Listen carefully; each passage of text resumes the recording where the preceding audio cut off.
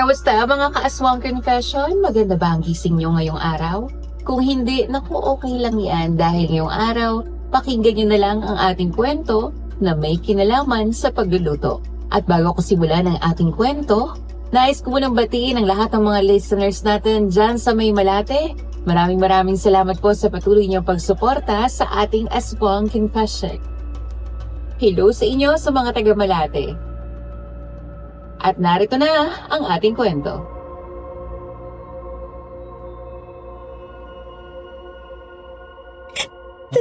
Tay! Parang awa mo na!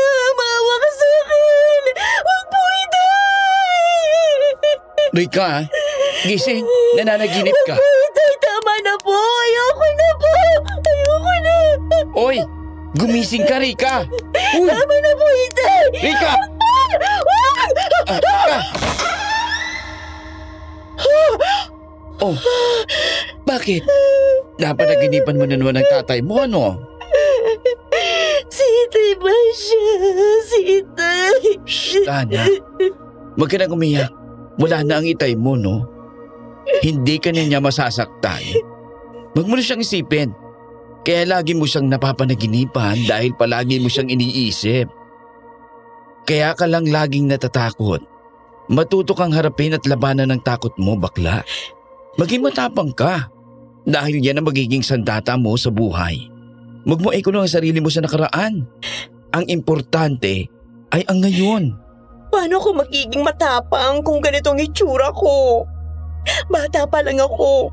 Winasak na ni Itay yung kumpiyansa ko sa sarili dahil sa peklat nito sa mukha ko.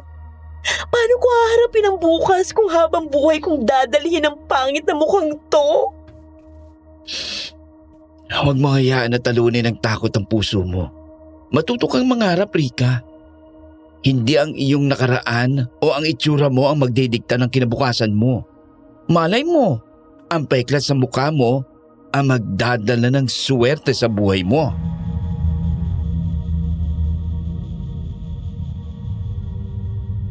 Naranasan mo na ba ang pumasok sa isang trabahong akala mo ay magbibigay ng malaking sahod? Ngunit kapahamakan pala ang naghihintay sa'yo. Magandang araw, Miss Ligaya, sa buong team ng Aswang Confession at sa lahat ng mga nakikinig. Tawagin niyo na lamang ako sa pangalang Rika. Ang ikukumpisal ko ay isa akong bakla na binigyan ng pagkakataon ng universe na maging maganda. Pero hindi ko inakala na ang kagadang ito pala ang siyang maglalagay sa akin sa peligro.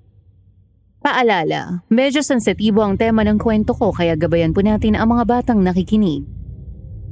Binago ko rin ang mga tunay na pangalan ng mga sangkot sa kwentong ito para sa kanilang proteksyon at privacy. 13 anyos ako nang maulila sa mga magulang. Ngunit habang lumalaki ako, dala-dala ko ang masamang karanasan ko sa aking ama nung nabubuhay pa siya. Nung maaga pumanaw ang nanay ko, wala nang ginawa si Itay kundi ang maglasing.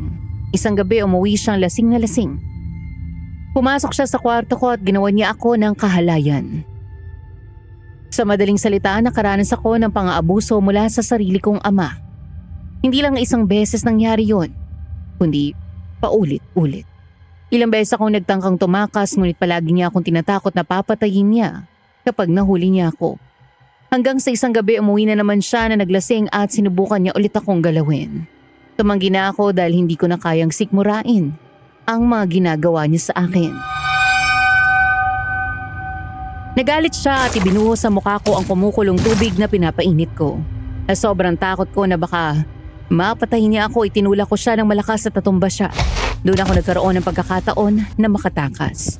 Napadpad ako sa isang bayan na hindi ko nalang papangalanan. Doon ko nakilala ang kaibigan kong si Basha noon. At tulad ko ay isa ring bakla. Dahil ulila na rin siya at naawa siya sa akin, kinupkup niya ako at pinatira sa kanyang bahay. Mula noon kami na ang laging magkasama. Nagtatrabaho siya bilang isang parlorista. Habang ako naman ay nagtitinda ng mga lutong ulam.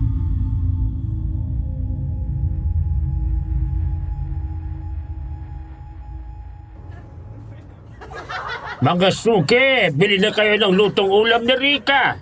Mura na, masarap pa. Kaya't ano pang hinihintay nyo? Bumili na kayo. O ikaw, Tikboy, alam kong paborito mong sisig. Bumili ka na kay Rika. O Rika, Pagbilhan mo raw si Tikboy ng isang order ng sisig. Naku, Mang Jaime, hindi niyo na po kailangan magtawag ng mga customer para bumili sa akin. Nakakahiya po sa inyo. Pareho lang naman po tayong nagtitinda rito Ay, hayaan mo na ako, Rika. Alam mo namang super fan mo ko. Gustong gusto ko ang mga luto mo. Napakasarap mo kasi magluto. Kaya gusto kong i-promote ang mga paninda mo. Huwag ka mag-alala.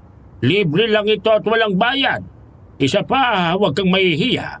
Dahil magkaiba naman ang tinitinda natin.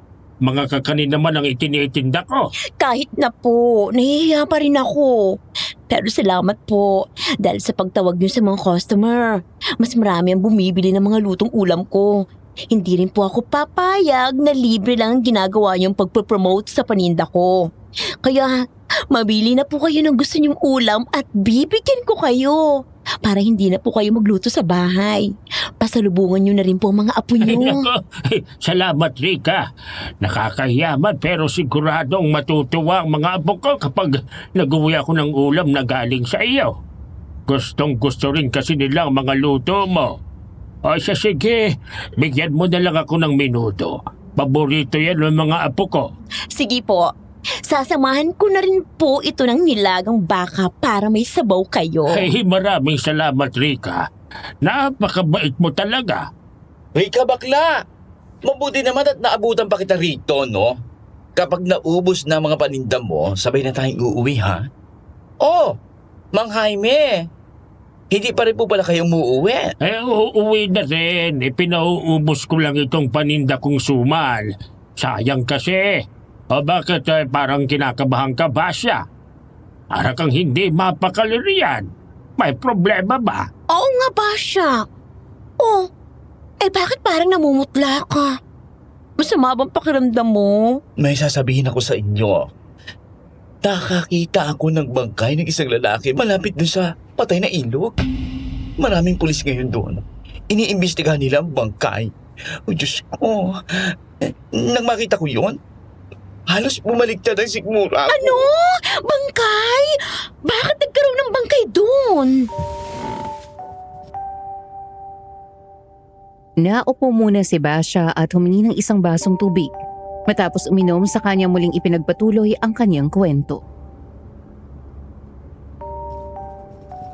May isang tindero daw kasi ng Manay na napadaan doon. At siya ang nakakita ng bangkay. Kaya agad niya itong inireport doon sa mga pulis. Kaawa-awa yung sinapit ng bangkay. Wakwak yung tiyan ng lalaki. At nawawala yung mga laman loob. Ang katawan ay tuyot na tuyot. At parang wala ng dugo. Hindi na rin makilala yung bangkay dahil na-deform yung mukha nito sa sobrang pagkatuyo ng katawan. Nakakapangalabot. Ano ka mo? Wakwak ang tiyan. Wala ang mga lamang loob. At parang wala ng dugo. Masyadong brutal ang pagpatay. Ay, Diyos ko! Nakakatakot nga yan. Alam na ba ng mga pulis kung sinong may gawa? Hindi pa alam ng mga pulis kung sino ang pumatay. Pero ang hinala nila, serial killer ang gumawa.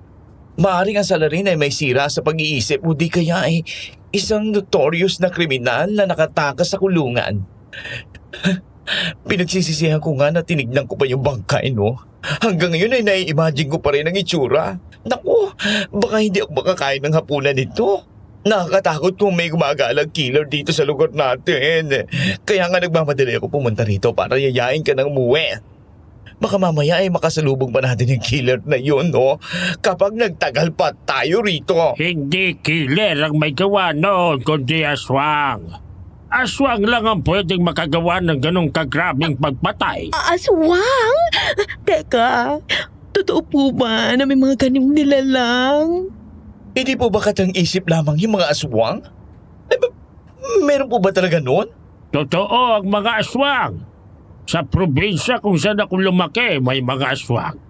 Nakakita na nga ako ng aswang. Nung buntis ang nanay ko, inaswang siya. Isang gabi nakita namin ng tatay ko ang isang nakakatakot na nilalang sa bubong ng bahay namin. Puno ng balahibo ang buong katawan nito. May mahahabang kuko, matutulis na pangil at mahabang dila. Mabuti na lang at marunong lumaban sa mga aswang ang tatay ko. Pinagahampas siya ng buntot bagyang aswang. hanggang sa tumakbo ito palayo at hindi na bumalik. Muntik nang makain ng aswang ang kapatid kong nasa sinapupunan pa noon ng nanay ko. Eh kung ganon, posible kayang ang aswang ang pumatay sa lalaking yun. Diyos ko, nakakatakot naman. Ang mabuti pa umuwi na tayo, bakla. Total marami ka naman naibenta ng ulam, no? Dahil sa nangyari, nakakatakot tutuloy na maglakad ng mag-isa sa gabi. At kayo mga Jaime, umuwi na rin po kayo. Ako na ang bibili ng suman nyo para maubos na mga yan. Ay naku bakla, ikaw itong palagi nagsasabi sa akin na maging matapang, ikaw pala itong natatakot. Kaka, siyempre no, ibang usapan na kapag aswang o serial killer ang biglang lumitaw sa harap natin. Ha? Hindi tayo sasantuhin ng mga yon. Kaya tutulungan na kitang magligpit dyan para makauwi na tayo. Buhat ng kumalat ang balita tungkol sa natagpo ang bangkay, palagi na kaming maagang umuwi ni Basha. Natatakot kami na baka makasalubong namin ang serial killer o aswang na may kagagawan ng nasabing pagpatay. Ngunit isang gabi kinailangan ni Basha na mag-overtime sa trabaho dahil maraming customer sa parlor na pinagtatrabahuhan niya. Sinabi niya sa akin na mauna na akong umuwi sa bahay. Sumakay na lang daw ako ng tricycle para mas mabilis akong makarating at ganoon din daw ang gagawin niya pag uwi. Ngunit nang hinayang ako sa pamasahe, kaya pinili ko na lamang na maglakad. Hindi ko inaasahan na sa gabing iyon, magsisimula ang malaking pagbabago sa aking buhay.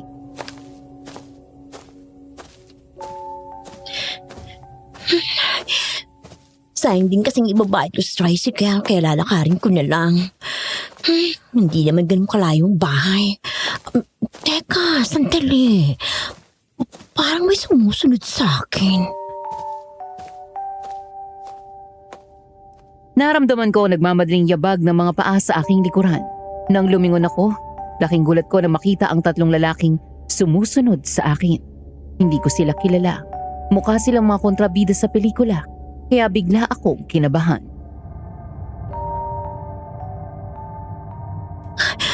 Oh, Diyos ko, bakit may mga lalaki sumusunod sa akin? Mukhang hindi sila mapagkakatiwalaan. Baka silang killer na pumatay sa natagpong bangkay. Diyos ko, anong gagawin ko? Sa takot ko, binilisan ko agad ang aking paglalakad, ngunit binilisan din nila ang kanilang paglalakad. Napagtanto ko na ako talaga ang sinusundan nila kaya tumakbo na ako. Binilisan ko ang aking takbo at nang makita kong naglabas na sila ng patalim. Lalong-lalo ng isang lalaking humahabol sa akin hanggang sa maabutan ako ng lalaki ay agad niya akong tinambahan at tinutukan ng kanyang dalang patalim. Nang makita ko ang mukha niya sa malapitan, para siyang bangag sa ipinagbabawal na gamot. Namumula at dilat na dilat ang kanyang mga mata. Sinabi niya sa akin na ibigay ko raw ang pera ko kung ayaw niyang itarak ang hawak niyang patalim sa aking tagiliran. Maya-maya ay naabutan na rin ako ng kanyang ilan pang mga kasama. Walang ibang tao sa paligid dahil napunta na pala ako sa may pilapilat. Madilim na bahaging iyon, kaya natakot ako. Ngunit naalala ko ang sinabi sa akin ni Basha na kailangan ko maging matapang, kaya nilakasan ko ang aking loob. Bitawan niyo ako! Wala kayong makukuha sa akin. Matuto kayong magbanat ng buto ninyo. Huwag kayong umasa sa mga taong nagpapakahirap at nagtatrabaho ng marangal. Huwag kayong maging batugan at tigilan niyo ng pag-aadik ninyo. Sa sinabi kong yon, lalong nagalit ang mga lalaki. Sasaksakin na sana ako ng isa gamit ang bitbit itong patalim nang biglang may nagsalita sa likuran namin. Bitawan niyo siya kung ayaw ninyong masaktan! Mama, tulungan niyo ako. Gusto nila akong hold upin. Titigilan niyo ba siya? O pagsisisihin niyo na hindi niyo ako sinunod?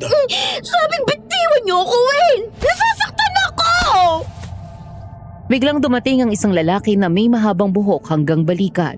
Moreno, singkit ang mga mata at matangkad. Sa mga sandaling iyon, para siyang knight in shining armor ko. Kahit na binantaan na niya ang tatlong lalaki, hindi pa rin nakinig ang mga ito. Sa halip ay nagtawanan pa. Naglabas din ang patalim ang dalawa sa kanila at sinugod ang lalaki. Ngunit nalaki ang aking mga mata nang isa-isa niyang napabagsak ang tatlong lalaki gamit lamang ang isang kamay. Walang malay na bumagsak ang tatlo sa lupa.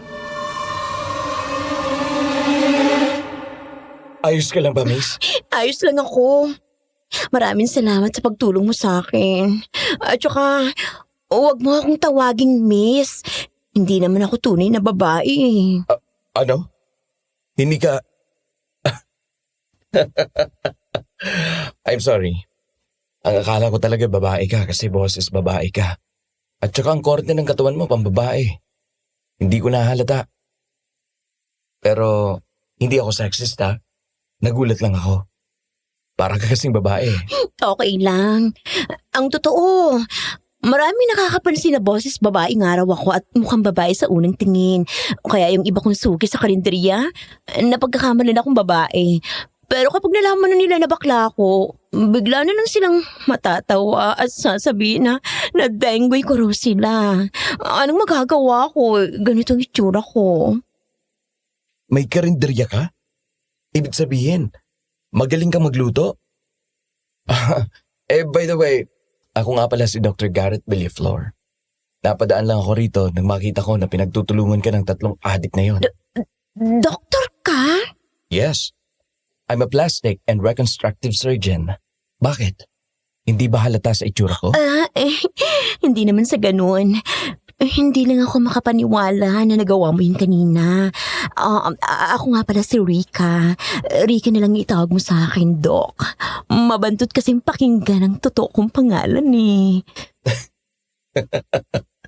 Gaano ba kabantot? Joke lang. Nice to meet you, Rika. At ano yung tungkol sa ginawa ko?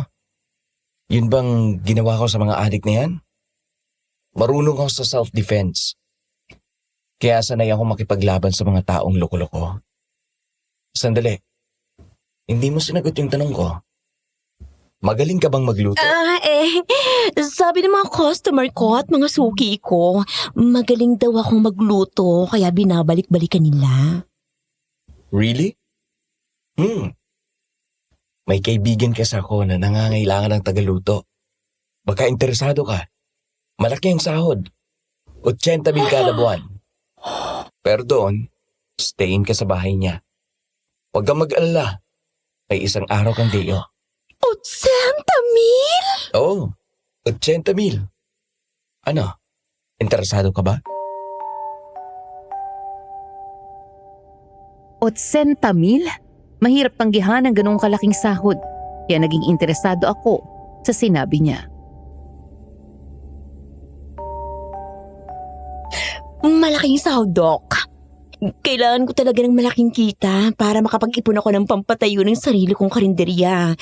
Inuupahan ko lang kasi ang pwesto ko sa may labasan eh. Kaya malaking tulong sa akin ang oportunidad na yan. Interesado ako, Doc. So, interesado ka? Good. Mukhang blessing in disguise ang pagkakakilala natin. Matutulungan kitang kumita ng mas malaki at matutulungan mo naman akong mahanapan ng tagaluto ang kaibigan ko.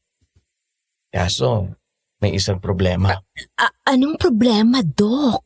Masyadong banidoso ang kaibigan kong yon. Sa sobrang banidoso niya, ang gusto niya, ang mga kasama niya sa bahay, ay tulad din niya na maganda at malinis ang itsura. Ang mga kasambahay at iba niyang trabahador ay magaganda, gwapo at makikinis ang kutis. Kahit si Manang Tasing na matagal nang naninilbihan sa kanya, kahit matanda na ay maganda pa rin. Pero huwag kang mag-alala, tulad ko, hindi rin sexist ang kaibigan ko. Pwede sa bahay niya ang kahit anong kasarian. Ay, ganun ba, Doc? Di wala rin pala akong pag-asa dahil sa itsura ko. Hindi magiging hadlang ang itsura mo. Gagawa natin ang paraan yan. Ako bahala. Kung mamarapatin mo, ano bang nangyari sa mukha mo? Bakit may peklat? Naku, mahabang kwento, Doc. Ayoko na sanang pag-usapan dahil hindi magandang nangyari. Pero maiba ako. Anong ibig mong sabihin na gagawan mo ng paraan ang itsura ko? Aayusin ko ang mukha mo. Pagagandahin kita. Ibabalik ko sa dati ang mukha mo. Para kapag pumasok ka bilang tagaluto sa bahay ng kaibigan ko, maganda at maayos na ang mukha mo. Ibig mong sabihin, maibabalik mo ang dati kong mukha, Doc? Kayang-kaya kong ibalik ang dati mong mukha. Bigyan mo lang ako ng litrato mo. bago ka magkaroon ng peklat at ako nang bahala. Pero mahal yun, di ba, Dok? Wala naman akong malaking pera na pambayad sa'yo. Wala kang iintindihin sa gastos dahil libre ko itong gagawin. Hindi mo na itatanong. Nagbibigay ako ng libreng operasyon sa mga taong nangangailangan ng tulong, lalo na sa mga kaso na tulad ng sayo. Madali akong napapayag sa alok niya, Miss Ligaya. Pagkakataon na yun para gumanda ako nang wala akong binabayaran. Kaya hindi na ako dapat mag-inarte. Mukhang swerte talaga ang pagkikita namin ni Dr. Villaflor. Sige, Dok. Pumapayag na ako. Ayokong pakawalan ng pagkakataong ito. Ngayon pa lang, nagpapasalamat na ako sa iyo, Dok. Saka ka na magpasalamat kapag natapos ng operasyon mo. Sige, bukas na bukas din ay isasagawa natin ang operasyon. Eto ang calling card ko. Nakalagay dyan ang address ng kliniko. Puntahan mo ako dyan bukas ng umaga. Baka mamaya, may pag-aalinlangan ka kung totoong doktor ako. Pwede mong i-check sa PRC website ang license number ko. Pwede mo rin akong i-check sa Philippine Board of Plastic Surgery kung board certified ako. Ang kliniko naman ay pwede mong i-verify sa DOH. Ihintayin kita. Muli, ikinagkagala kitang pakilala, Rika. Okay, sige. Pupunta ako bukas. Maraming salamat ulit sa pagtulong mo sa akin kanina, Dok. Pero anong gagawin natin sa mga adik na yan? Kapag nagising ang mga yan, siguradong mambibiktima na naman sila ng ibang tao. Ako nang bahala sa kanila. Tatawag ako ng pulis para ipahuli ang mga yan. Pagka-uwi ko sa bahay, ikinuwento kay Basha ang lahat ng nangyari. Tulad ko, hindi rin siya makapaniwala sa biglang swerteng dumating sa akin. Talaga? Sinabi yun ng doktor na nagligtas sa'yo? Eh kung ganon, napabuti pala yung pag-atake sa'yo ng mga adik. Kaya nga muntik ng manganib ang buhay ko. Pero may kapalit namang magandang oportunidad, di ba? Alam mo, hanggang ngayon, hindi pa rin ako makapaniwala. Mabuti na lang talaga at nakita ako ni Dr. Villamor. Ang tanong, totoo kaya ang lahat ng sinabi niya sa'yo? Baka pinapaasa ka lang niya. Baka scam lang yan. Maraming manluloko sa panahon ngayon. Ang mabuti pa, i-check mo sa PRC website ang license number ng doktor na yon kung talagang legit. Lahat ng sinasabi niya tungkol sa kanya at sa klinik niya, i-verify mo. Kumpirmahin mo kung totoo. Mahirap na. Baka mapahama ka lang kung hindi yun totoo, bakla. Hindi na siguro kailangan bakla. Kasi hindi naman siguro siya magsisinungaling. Ano naman ang mapapala niya sa akin kung lolo ko lang niya ako, di ba? At saka, bakit pa niya ako iniligtas, di ba? Sa tingin ko naman, mabuti siyang tao. Kung masama ang intensyon niya, sana pinabayaan niya lang ako sa mga hold-upper na yun. Pero eto, tinulungan niya ako. Kaya gusto kong maniwala sa kanya, bakla. Mukhang nagiging matapang ka na ha, bakla. Hindi ka na basta natatakot kapag may kailangan kang pagdesisyonan. At ang sabi mo nga, hindi ka nagpasindak sa mga hold-upper na yon. Natuto ko na talaga sa akin, ha? Napagtanto ko na tama ka. Hindi dapat takot ang manaig sa puso ko. Kailangan ko ring matutong mangarap. Ito nang nakikita kong pagkakataon para mabago ang takbo ng buhay ko. Kaya itutuloy ko to anuman ang mangyari. Okay, sige. Bahala ka na kung ano ang sa tingin mo ang makakabuti sa'yo. Pero mag-iingat ka pa rin, ha? Maging mapanuri at siguraduhin mong totoo ang lahat ng sinasabi sa'yo. Hindi masamang magtiwala, pero mas mabuti pa rin ang sigurado. At tandaan mo, bakla, ano ba na mangyari na dito lang ako? Kapag may naramdaman ka na hindi maganda, huwag mo lang ituloy. Ay nako, bigla ko tuloy na alala na tagpuan na bangkay doon sa patay na ilog. Baka mamaya aswang o serial killer pala yung nakilala mo. At nagpapanggap lang na doktor. Baka naghahanap lang niya ng mabibiktima niya. Hindi naman siguro siyang aswang o serial killer. Kung siya man yun, sana pinatay niya na rin ako kagabi. Hindi na sana ako nakauwi rito. Huwag kang mag-alala. Mag-iingat ako. Hindi ko na kinumpirma kung totoo ang sinabi sa akin ni Dr. Villaflor. Sa tingin ko naman ay mapagkakatiwalaan siya. Kaya itinuloy ko ang pagpaparitoke. Nagpunta ako sa klinik niya at masasabi kong legit naman ang kanilang operasyon dahil malinis at maayos ang lugar. Kompleto rin ang mga kagamitan at profesional ang pakikitungan ng mga staff sa mga pasyente. Marami ring taong nagpapakonsulta at nagpapagamot doon, kaya nawala naman ang aking pag-aalinlangan. Successful ang operation mo, Rika. Titingnan na natin ngayon ang resulta. Dok, kinakabahan ako. Paano kung hindi magandang kalabasan? Magtiwala ka. Ginawa ko ang lahat para maging matagumpay ang operasyon. Hindi kita pipiguin. Oh, ayan. Maaari mo nang idilat ang mga mata mo. Etong salamin. Tingnan mo ang bago mong mukha. Simula ngayon, yan na ang bago mong pagkatao. Ako ba ito, Dok? Ang ganda. Hindi ako makapaniwala. Parang hindi naman ito yung dati kong itsura. Mas maganda to eh. Sinadya ko talagang ibahin ng konti para mas lalo kang gumanda. Hindi ba't mas maganda ka na ngayon kaysa sa dati mong itsura? Oo, Dok. Mas maganda nga. Maraming salamat. Hindi ko akalaing muli ako magkakaroon ng kumpiyansa sa sarili ko. Simula na ito ng bagong yugto ng buhay mo, Rika. Maaari na kitang ipakilala sa kaibigan ko. Kailangan niya talaga ng tagaluto. Ano? Handa ka na ba? Yes, Doc. Handa na ako. Pangako, gagalingan ko sa trabaho.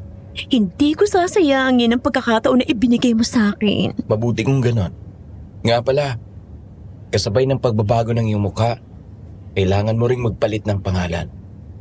Papalitan natin ang pangalan. Ha? Pati pangalan ko kailangang palitan? Sa bahay na magiging amo mo, gumagamit ng mga screen name ang mga kasambahay, katiwala at iba pang tauhan. Gusto kasi na kaibigan ko na manatiling pribado ang buhay ng kanyang mga empleyado. Ayaw niyang makialam o malaman ang personal nilang impormasyon sa labas ng trabaho para maiwasan ang anumang isyo o komplikasyon. Mas pinapahalagahan niya ang privacy at profesional na relasyon sa loob ng bahay niya. Kaya kailangan mong gumamit ng ibang pangalan habang nagtatrabaho ka raw. Ganun ba? Kakaiba naman ang kaibigan mo, Doc. Sige. May naisip na akong pangalan na gagamitin ko. Ano naman ang nasa isip mo? Maxine. Maxine ang gagamitin kong pangalan, Doc. Nice. Magandang naisip mong pangalan. Bagay na bagay sa bago mong mukha. Sige, magpahinga ka na muna ngayon. At sa susunod na araw, ay ipapakilala na kita sa kanya. Isang araw lang ang pahinga ko pagkatapos ng operasyon. Kinabukasan sinamahan ako ni Dr. Villaflor papunta sa bahay na magiging amo ko. Pagkababa namin sa sasakyan, nalaki ang mga mata ko na makita ko na hindi ito simpleng bahay. Isa itong mansyon. Malaki, moderno ang disenyo at maayos ang pagkakagawa. Halatang nakakaangat sa buhay ang nakatira doon.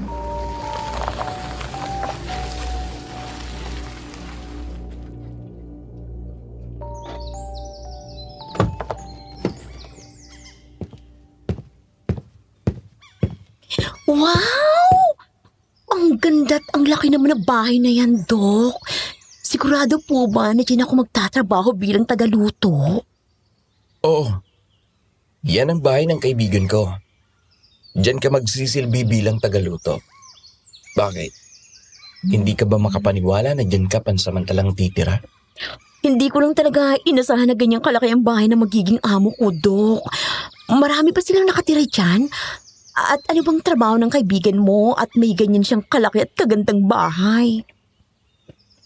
8 ang nakatira sa bahay na yan. Kasama ng mga kasambahay, katiwala at iba pang tauhan. Makakasama mo sa trabaho si Manang Tasing. Siya ang mayordoma at pinakamatagal nang nagsisilbi sa mansyon. May 2 pang kasambahay na nakatalaga sa paglilinis at paglalaba. At may yaya rin. Meron ding hardinero at personal na driver ang kaibigan ko. Ang magiging amo mo ay ang iginagalang na mayor ng bayan na ito, si Mayor Albert Silvano. Kasama rin niya sa mansyon ang nag-iisa niyang anak na babae na si Princess. Saglit akong hindi nakapagsalita sa narinig ko. Ang mayor ng bayan namin na si Mayor Albert Silvano ang magiging amo ko. Kilala si Mayor bilang mapagkawang gawa sa mga mahihirap at madaling lapitan. Bukod sa magandang imahe sa aming lugar, guwapo at simpatiko rin siya. Kaya maraming babae ang humahanga at kinikilig kapag nakikita siya. Aminado rin ako na isa ako sa mga tagahanga niya. Kaya hindi ako makapaniwala na sa bahay niya ako magsisilbing tagaluto. Talaga, Dok? Kaibigan mo si Mayor Silvano? At sa kanyang malaking bahay na yan? Bakit? Hindi ka ba naniniwala? Akala mo ba'y nagbibiro ako? Hindi naman sa ganoon, Dok. Hindi ko rin talaga inasahan na dito ako magtatrabaho. Pero teka, okay lang po ba na wala akong dalang resume? O kahit ID man lang? Siyempre, dito ako magtatrabaho sa bahay ni Mayor. Kailangan ko pa rin sigurong magpakita ng mga papeles o kahit anumang pagkakakilanlan para sa proseso, di ba, Dok? Hindi na kailangan yon. Ako naman ang nagrekomenda sa'yo at kilala ako ni Mayor Silvano. Pinagkakatiwalaan niya ako. Kaya sapat na ang rekomendasyon ko para matanggap ka. Halika, pasok na tayo sa loob. Sinenyasan ni Dr. Villaflor ang mga gwardya sa gate. Na makita siya ng mga ito, agad na binuksan ng mga ito ang gate. Hindi na niya ipinasok sa bakuran ang kanyang kotse at iniwan na lamang ito sa labas. Pagpasok namin sa loob ng bakuran, mas lalo akong namangha sa ganda ng lugar at ng mansyon sa malapitan. Sa harap ng mansyon ay naroon ang hardin na puno ng magagandang halamang namumulaklak. Karamihan ay mga orchids na iba't iba ang kulay. Nang makalapit na kami sa may pintuan, pinindot niya ang doorbell hanggang sa may magbukas nito. Mumungad sa amin ang isang matandang babae at agad kaming pinapasok sa loob. Napansin ko na kahit na may edad na ang babae, hindi pa rin kumukupas ang kanyang kagandahan. Maputi ang kanyang kutis at tila wala siyang wrinkles sa kanyang muka.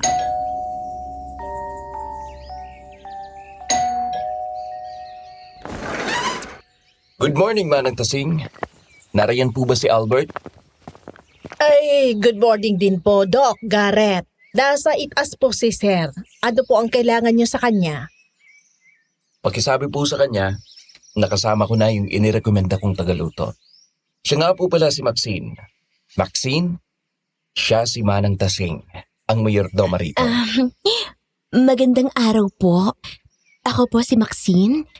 Ikinagagala ko po kayong makilala. Siya ba yun? Ang ganda mo naman, Iha. Ilang taong ka na ba? Parang bata ka pa Ikinagagalak din kitang makilala. Manang Tasing na lang din ang itawag mo sa akin. 30 anyos na po ako. Huwag niyo na po akong tawaging Iha. Maxine na lang po. Hindi naman po ako tunay na babae. Aha, hindi ka ba babae? Boses babae ka at saka ang ganda mo. Para kang babae. Pati ang katawan mo pang babae. Ibig sabihin, bakla ka? Opo, Manang. Hindi ba tanggap naman ni Albert ang kahit anong kasaraan, Manang? Kaya nga inirekomenda ko si Maxine. Bukod pa roon, magaling siyang magluto. Kaya qualified siya sa posisyon na yon. Syempre naman po, Doc. Di naman namimili ng kasarian si Sir pagdating sa mga taong kasama rito sa bahay. Nagulat lang ho ako dahil sa itsura at boses niya talagang babaeng babae siya. Sandali lang ho at tatawagin ko lang si Sir. Sabihin kong nandito na kayo, maupo muna kayo rito sa sala. Okay, Manang. Salamat. Laking gulat ni Mang Tasing sa itsura ko. Hindi siya makapaniwala na hindi ako tunay na babae. Nagandahan siya sa bago kong muka at wala siyang kaalam-alam na hindi yun ang aking tunay na itsura. Naupo kami sa malaking sofa sa sala habang naghihintay. Habang pinagmamasdan ko ang loob ng mansyon, hindi ko mapigilan ang sarili kong humanga. Napakaganda ng bahay ni Mayor. Kung ibang tao marahil ang makakita nito, baka mag-isip sila ng hindi maganda at pagdudahan kung saan ang galing ang ganoong kalaking mansyon. Baka isipin nilang bunga iyon ng korupsyon. Pero hindi ko yun naisip kahit minsan dahil alam kong nagmula na sa mayamang pamilya si Mayor Silvano at marami silang negosyo. Sa katunayan, ang pamilya nila ang itinuturing na pinakamayamang angkan sa aming lugar. Ngunit habang naghihintay, may naramdaman akong kakaiba. Bigla akong kinabahan na hindi ko maipaliwanag. Sandali akong nabalisa ngunit agad ko ring binaliwala ang nararamdaman ko nang mapatingin sa akin si Dr. Villaflor at nginitian niya ako. Ilang sandali pa, nakita ko ang isang lalaking bumababa ng hagdan kasama si Manang Tasing at agad ko siyang nakilala. Oh, Doc Garrett. Sinabi sa akin ni Manang na kasama mo na ang inirekomenda mong tagaluto. Albert, gaya ng napag-usapan natin, isinama ko na ang inirekomenda kong tagaluto. Siya si Maxine. Maxine, siya si Mayor Albert Silvano, ang magiging amo mo. Magandang araw po, Mayor. Ako po si Maxine. Ikinagagala ko po kayong makilala. Hello, Maxine. Sandali. Are you a female or... Bakla po ako, Mayor. Seriously? Mukha kang babae. Pati boses mo pang babae rin. Ganito po talagang boses ko, Mayor. Kaya madalas po akong mapagkamalang babae. Pati ang mukha mo at kutis mo napakakinis. Talagang mapagkakamalan kang babae. Mukhang malinis ka rin sa katawan. Bagay na bagay ka magtrabaho rito. Ang sabi sa akin ni Doc Garrett, magaling ka raw magluto. Kaya kanya inirekomenda sa akin. Dahil kaibigan ko naman siya at nagtitiwala ako sa kanya, tanggap ka na rito. Maaari ka na magsimula ngayong araw. Manang Tasing, ihatid mo na si Maxine sa magiging kwarto niya at ipaliwalag mo na rin sa kanya ang mga dapat niyang gawin. Talaga, Mayor? Tanggap na po ako? Oo, tanggap ka na. Naku, maraming salamat po, Mayor. Pangako, hindi kayo magsisisi sa pagtanggap niyo sa akin dito. Hindi mo talaga pagsisisihan ang pagtanggap mo sa kanya, Albert. Kapag ako ang nagrekomenda, siguradong maaasahan at mahusay ang taong yon. Kilala mo ko. Hindi ako magre-rekomenda ng hindi karapat-dapat. Sa tingin ko naman hindi ako magsisisi, Doc. I know your taste. Kaya tiwala ako sa rekomendasyon mo. Mukhang maayos at mapagkakatiwalaan naman itong si Maxine. Kaya okay na siya sa akin. O siya, halika na, Maxine. Ipapakita ko sa iyo ang kwarto mo at sasabihin ko na rin sa iyo ang mga dapat mong gawin. Sir, Doc, mauna na po kami. Good luck, Maxine. Kaya mo yan. Thank you, Doc. Sinamahan ako ni Manang Tasing sa magiging kwarto ko. Palihim naman akong natuwa dahil malaki ito. May sarili akong kama, cabinet na lalagyan ng mga damit at mga side table sa gilid ng kama. At ang mas nakakaloka, may aircon pa ang loob ng kwarto ko, Miss Ligaya. Ito ho ang magiging kwarto mo, Maxine. Hindi ba't komportable? Malalaki talaga ang mga kwarto rito at may sarili ka ring banyo. Sigurado po ba na itong kwarto ko, Manang? May aircon pa. Pwede po bang gamitin ng aircon? Aba, oo naman. Maaari mong gamitin ang aircon. Pero sa gabi lang ha. At papatayin mo rin pagkagising mo sa umaga. Talaga po? Ngayon lang po ako nakakita ng kwarto ng kasambahay na may aircon. Lahat po ba ng mga trabahador dito ay may aircon din sa kwarto nila? Oo. Lahat ng kwarto rito sa mansyon ay may aircon. Gusto kasi ni Sir na komportable ang mga kasama niya sa bahay. Napakabait na amo ni Sir. Wala kang magiging problema sa kanya. Basta masipag ka lang at maayos ang trabaho mo. At nasabi na ba sa'yo na malaki magpasahod si Sir? Siya lang ang kilala kong amo na malaki magbigay ng sahod. Kaya hindi ka talaga lugi rito. Maswerte po talaga ako dahil pinasok ako dito ni Dr. Villaflor.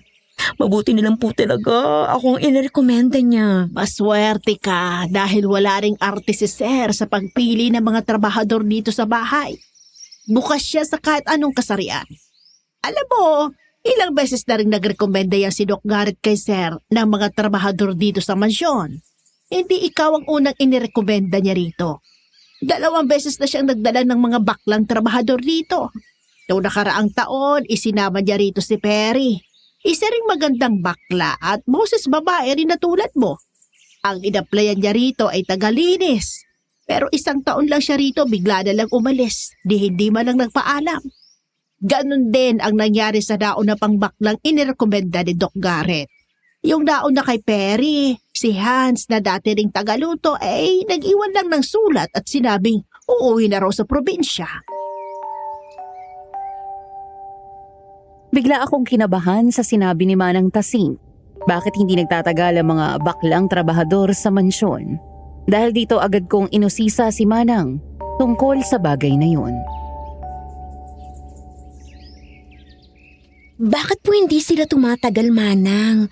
Bakit bigla na lang po silang umaalis? May mga attitude kasi yung mga inirekomendang bakla na trabahador ni Doc Garrett.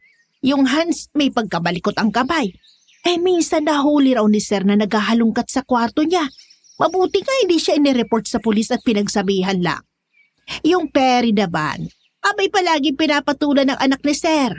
Minsan nahuli raw ni Sir na pinagbubuhatan nito ng kamay ang bata. Kaya malamang na biglang umalis ang baklang yon kasi pinaalis siya ni Sir. Ay nga pala, may anak si Sir. Ang nag-iisa niyang anak na si Princess. Medyo may pagkamaldita ang bata pero mabait naman siya kapag nakasundo mo na. Makikilala mo rin siya. Yung asawa po ni Sir, mula noon, hindi ko pa po nababalitaan ang tungkol sa asawa niya. Walang asawa si Sir. Anak niya sa pagkabinata si Princess. Dumating ako rito nung 2 taon pa lang ang bata kaya hindi ko na naabutan kung sino ang nanay niya.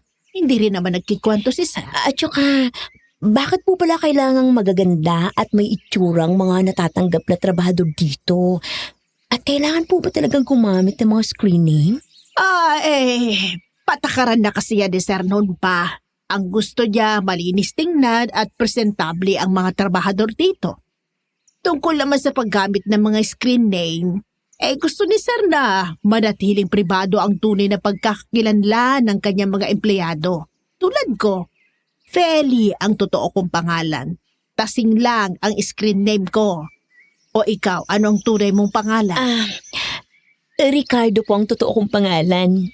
Pero ang ginagamit ko po na pangalan sa amin ay Rica. Maganda naman pala ang pangalan mo, Rica. Tamang-tama. Kahawig mo pa si Rica Peralejo. Bueno, ang trabaho mo rito ay pamamalengke, magluto ng almusal, tanghalian at hapunan. Wala ka ng ibang gagawin kundi ang pamamalengke at pagluluto.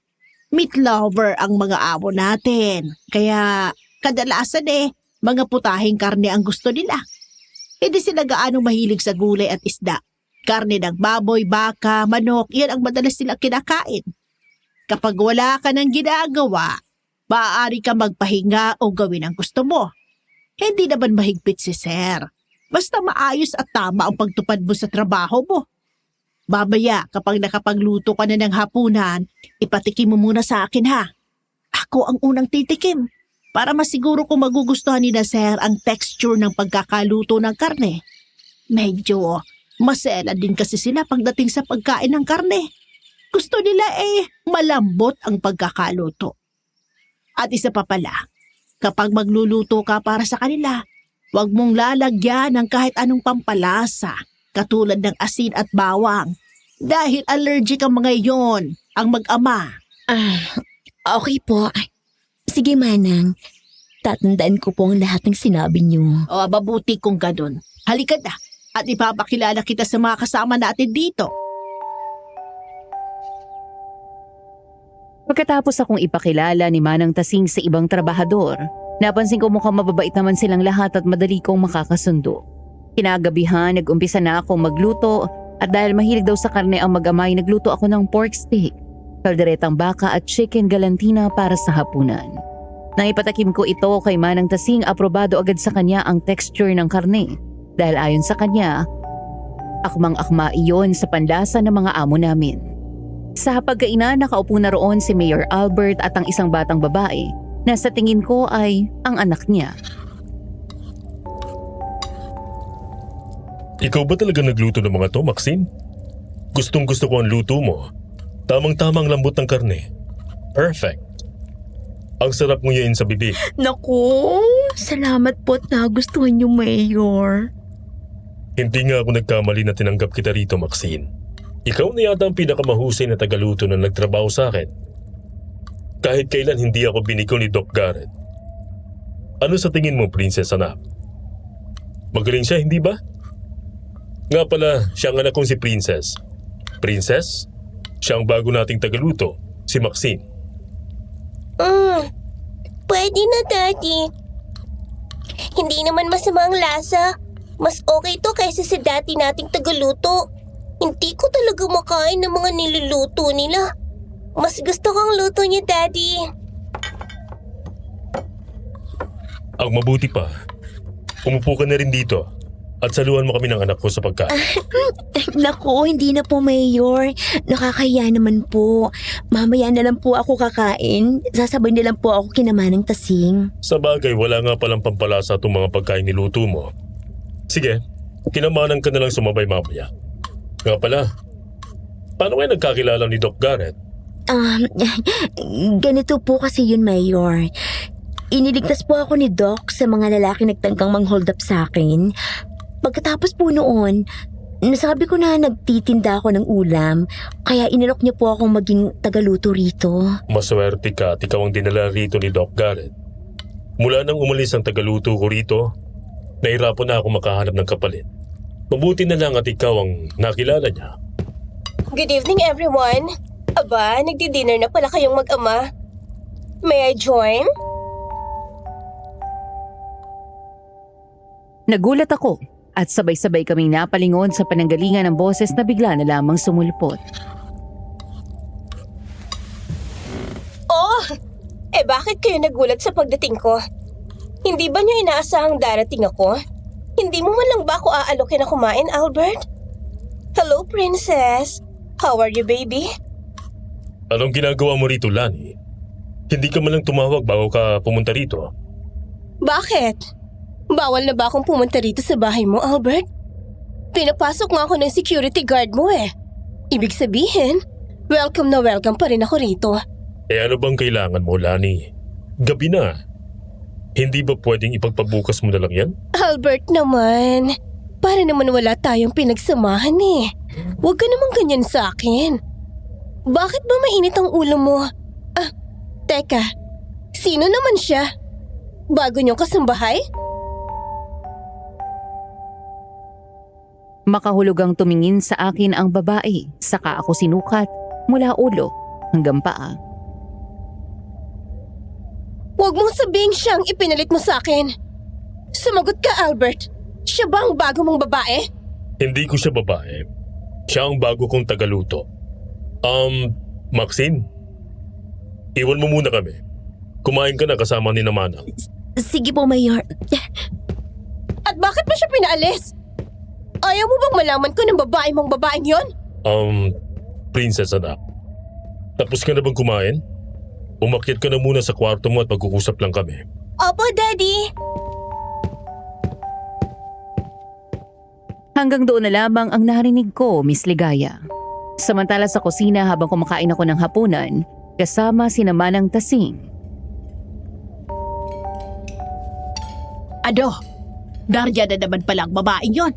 Ay nako, kailan matitigil ang babaeng yun sa kakasunod kay Sir?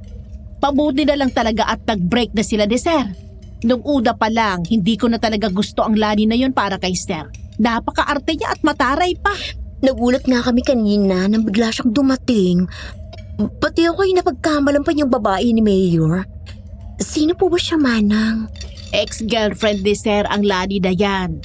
Nakilala siya ni Sir noong inimbitahan si Sir ng isa sa mga kaibigan niya sa Cebu para makifiesta. Abay, nagulat na lang ako nang bigla na lang silang naging magkarelasyon. Pero hindi rin sila nagtagal. 4 na buwan lang ang itinagal ng relasyon nila at nakipag-break na sa kanya si Sir. Ano naman po ang dahilan kung bakit nakipag-break sa kanya si Mayor? Ang totoo, may mga chismis akong narinig kung bakit hiniwalayan ni Sir Albert ang babaeng yon. Ang nagsalita ay ang personal na driver ni Mayor na si Mang Eddie. Siya ang palaging kasama ni Mayor kapag nasa labas ito. Kaya kung may mas nakakakilala kay Mayor, ay siya yun. Ano naman po ang chismis na yun, Mang Eddie? Ayon sa sabi-sabi, iba raw ang gusto ni Sir Albert. Ay, anong ibig mong sabihin, Eddie? At bakit bumubulong ka? Pabulong ako magsalita kasi baka may ibang makarinig. Eto na nga, may mga chismis kasi na bakla raw si Sir. Ano? Si Sir? Bakla? Laking gulat naming lahat sa sinabi ng Mang Eddie. Si Mayor ay bakla. Nagkatinginan kami ni Manang Tasing at ng iba pa naming kasama. Paano niyo naman nasabi yun, Mang Eddie? Naku, mabigat na paratang niya na. Ano ka ba, Eddie? Eh bakit mo naman nasabi yan? Aba, narinig ko lang naman yon. May nakakita raw kasi kay Sir na may kasamang gwapong lalaki habang palabas ng motel. Sila lang daw ang magkasama at walang iba. At ang sabi pa nga ng iba, kaya raw masyadong malinis at maalaga sa katawan at sa itsura niya si Sir, ay sign na raw yon na malapit na itong magladla. Nako, eh baka naman kasi kaibigan niya lang yung lalaking kasama niya. O baka may ibang dahilan kaya sila magkasama sa lugar na yon. Binibigyan lang ng masamang kahulugan ng mga chismoso at chismosa. Ay hindi ako naniniwalang bakla si Sir. Hindi porket manidoso si Sir Albert ay bakla na siya. Sadyang maalaga lang siya sa katawan at sa kanyang itsura. Kaya Eddie, hay, kalimutan mo na yung sinabi mo ha at makamaalaman pa ni Sir yan ako nakakahiya. Nagkibit balikat na lamang si Mang Eddie sa sinabi ni Manang Tasing. Pero kung ako ang tatanungin, parang hindi naman bakla si Mayor. Mukha naman talaga siyang lalaking lalaki. Kahit na napakaputi at napakakinis ng kanyang kutis, yung tipong tila perpekto na ang kanyang mukha sa pagkagwapo. Pagkatapos namin maghapunan, papunta na sana ako sa kwarto ko nang muli akong sumilip sa pagkainan para tingnan kung naroon pa si Mayor at ang babaeng bisita. Pero wala na sila roon. Ang naabutan ko na lang ay ang isa sa mga kasambahay na nagliligpit ng mga pinagkainan. Sinilip ko rin sa sala ngunit wala rin sila roon. Sa isip-isip ko marahil ay umalis na ang babae at umakyat na si Mayor sa kanyang kwarto. Unang gabi ko sa mansyon, hindi ako makatulog. Naninibago ako, kaya sinubukan kong tawagan si Basha para makipagkwentuhan. Hello bakla, kumusta? Akala ko nakalimutan mo na ako eh. Gaga, makakalimutan ba naman kita? Medyo naging busy lang ako dito sa mansyon. Kaya ngayon lang ako nakatawag sa'yo. Wow, mansyon! Ibig sabihin, mayaman ang amo mo ngayon, kung ganon. Hindi ka maniniwala sa akin kung sinong amo ko, bakla. Si Mayor Albert Silvano ang amo ko. Nandito ako ngayon sa malaking bahay niya. Kaibigan pala siya ni Dr. Villaflor. Ay talaga? Si Mayor Silvano ang amo mo? Yung gwapo nating mayor? Eh di, para ka na palang tumama sa loto niya, bakla. Malaki na nga ang sahod mo, araw-araw mo pang nakikita si Mayor. Paldong-paldo ka dyan, bakla. Kaya nga, sinabi mo pa. At alam mo ba, may aircon din ng mga kwarto ng mga trabahador dito. Saan ka pa? Napakaswerte ko talaga at ako ang inarekomenda ni Doc. Nagulat ako nang may marinig akong kumalabog sa labas ng kwarto. Ano kaya yun? Bakit, bakla? May narinig akong kumalabog sa labas ng kwarto ko, bakla. Teka lang, titingnan ko lang kung ano yun. Sige lang, bakla. Dahan-dahan akong lumapit sa pinto at binuksan ito. Sumilip ako sa labas at laking gulat ko na may makita akong anino na papunta sa sala. Hindi ko alam kung ano ang pumasok sa isip ko kaya sinundan ko ito. Nang makarating ako sa sala, nakita kong nakabukas ang pinto. Kinabahan ako, Miss Ligaya, dahil parang may mali. Akala ko ay imposible itong mangyari dahil mahigpit ang seguridad sa buong paligid ng mansyon. Sumilip ako sa pinto at nakita kong may kung anong tumakbo papunta sa likod ng mansyon. Kahit kinakabahan ako, muli ko itong sinundan. Makalipas ang ilang sandali nakarating ako sa likod ng mansyon. Isang bahagi na may daan pala papunta sa kakahuyan. Nagtaka ako kung bakit walang gwardyang nakatalaga roon. Samantalang dapat ay binabantayan ito tulad ng ibang bahagi ng mansyon. Maya-maya'y may narinig akong kumakaluskos sa mga halaman. Diyos ko! Ano yun? Nang biglang may lumabas sa likod ng mga halaman. Isang nakakapangilabot na nilalang. Kulay puti ang buhok at ang katawan nito. May mahahabang kuko at matutulis na pangil. Nanlilisik din ang namumula nitong mga mata. Doon na nanindig ang balahibo ko at napasigaw ako sa sobrang takot. May aswang dito! Tulong! Tulungan niyo ako! Bigla akong sinunggaban ng aswang. Mabilis niya akong kinubabawan. Kahit maliit ang aswang, hindi ko maipagkakaila na kaya niya akong patayin at kainin. Inilapit niya ang nakakatakot niyang mukha na tila hiniram sa demonyo at ibinuka sa harap ko ang kanyang malaking bibig na puno ng matutulis at naglalakihang pangil. Lumayo ka sa akin! Aswang ka! Panis ka! Tulong! Tulungan niyo ako!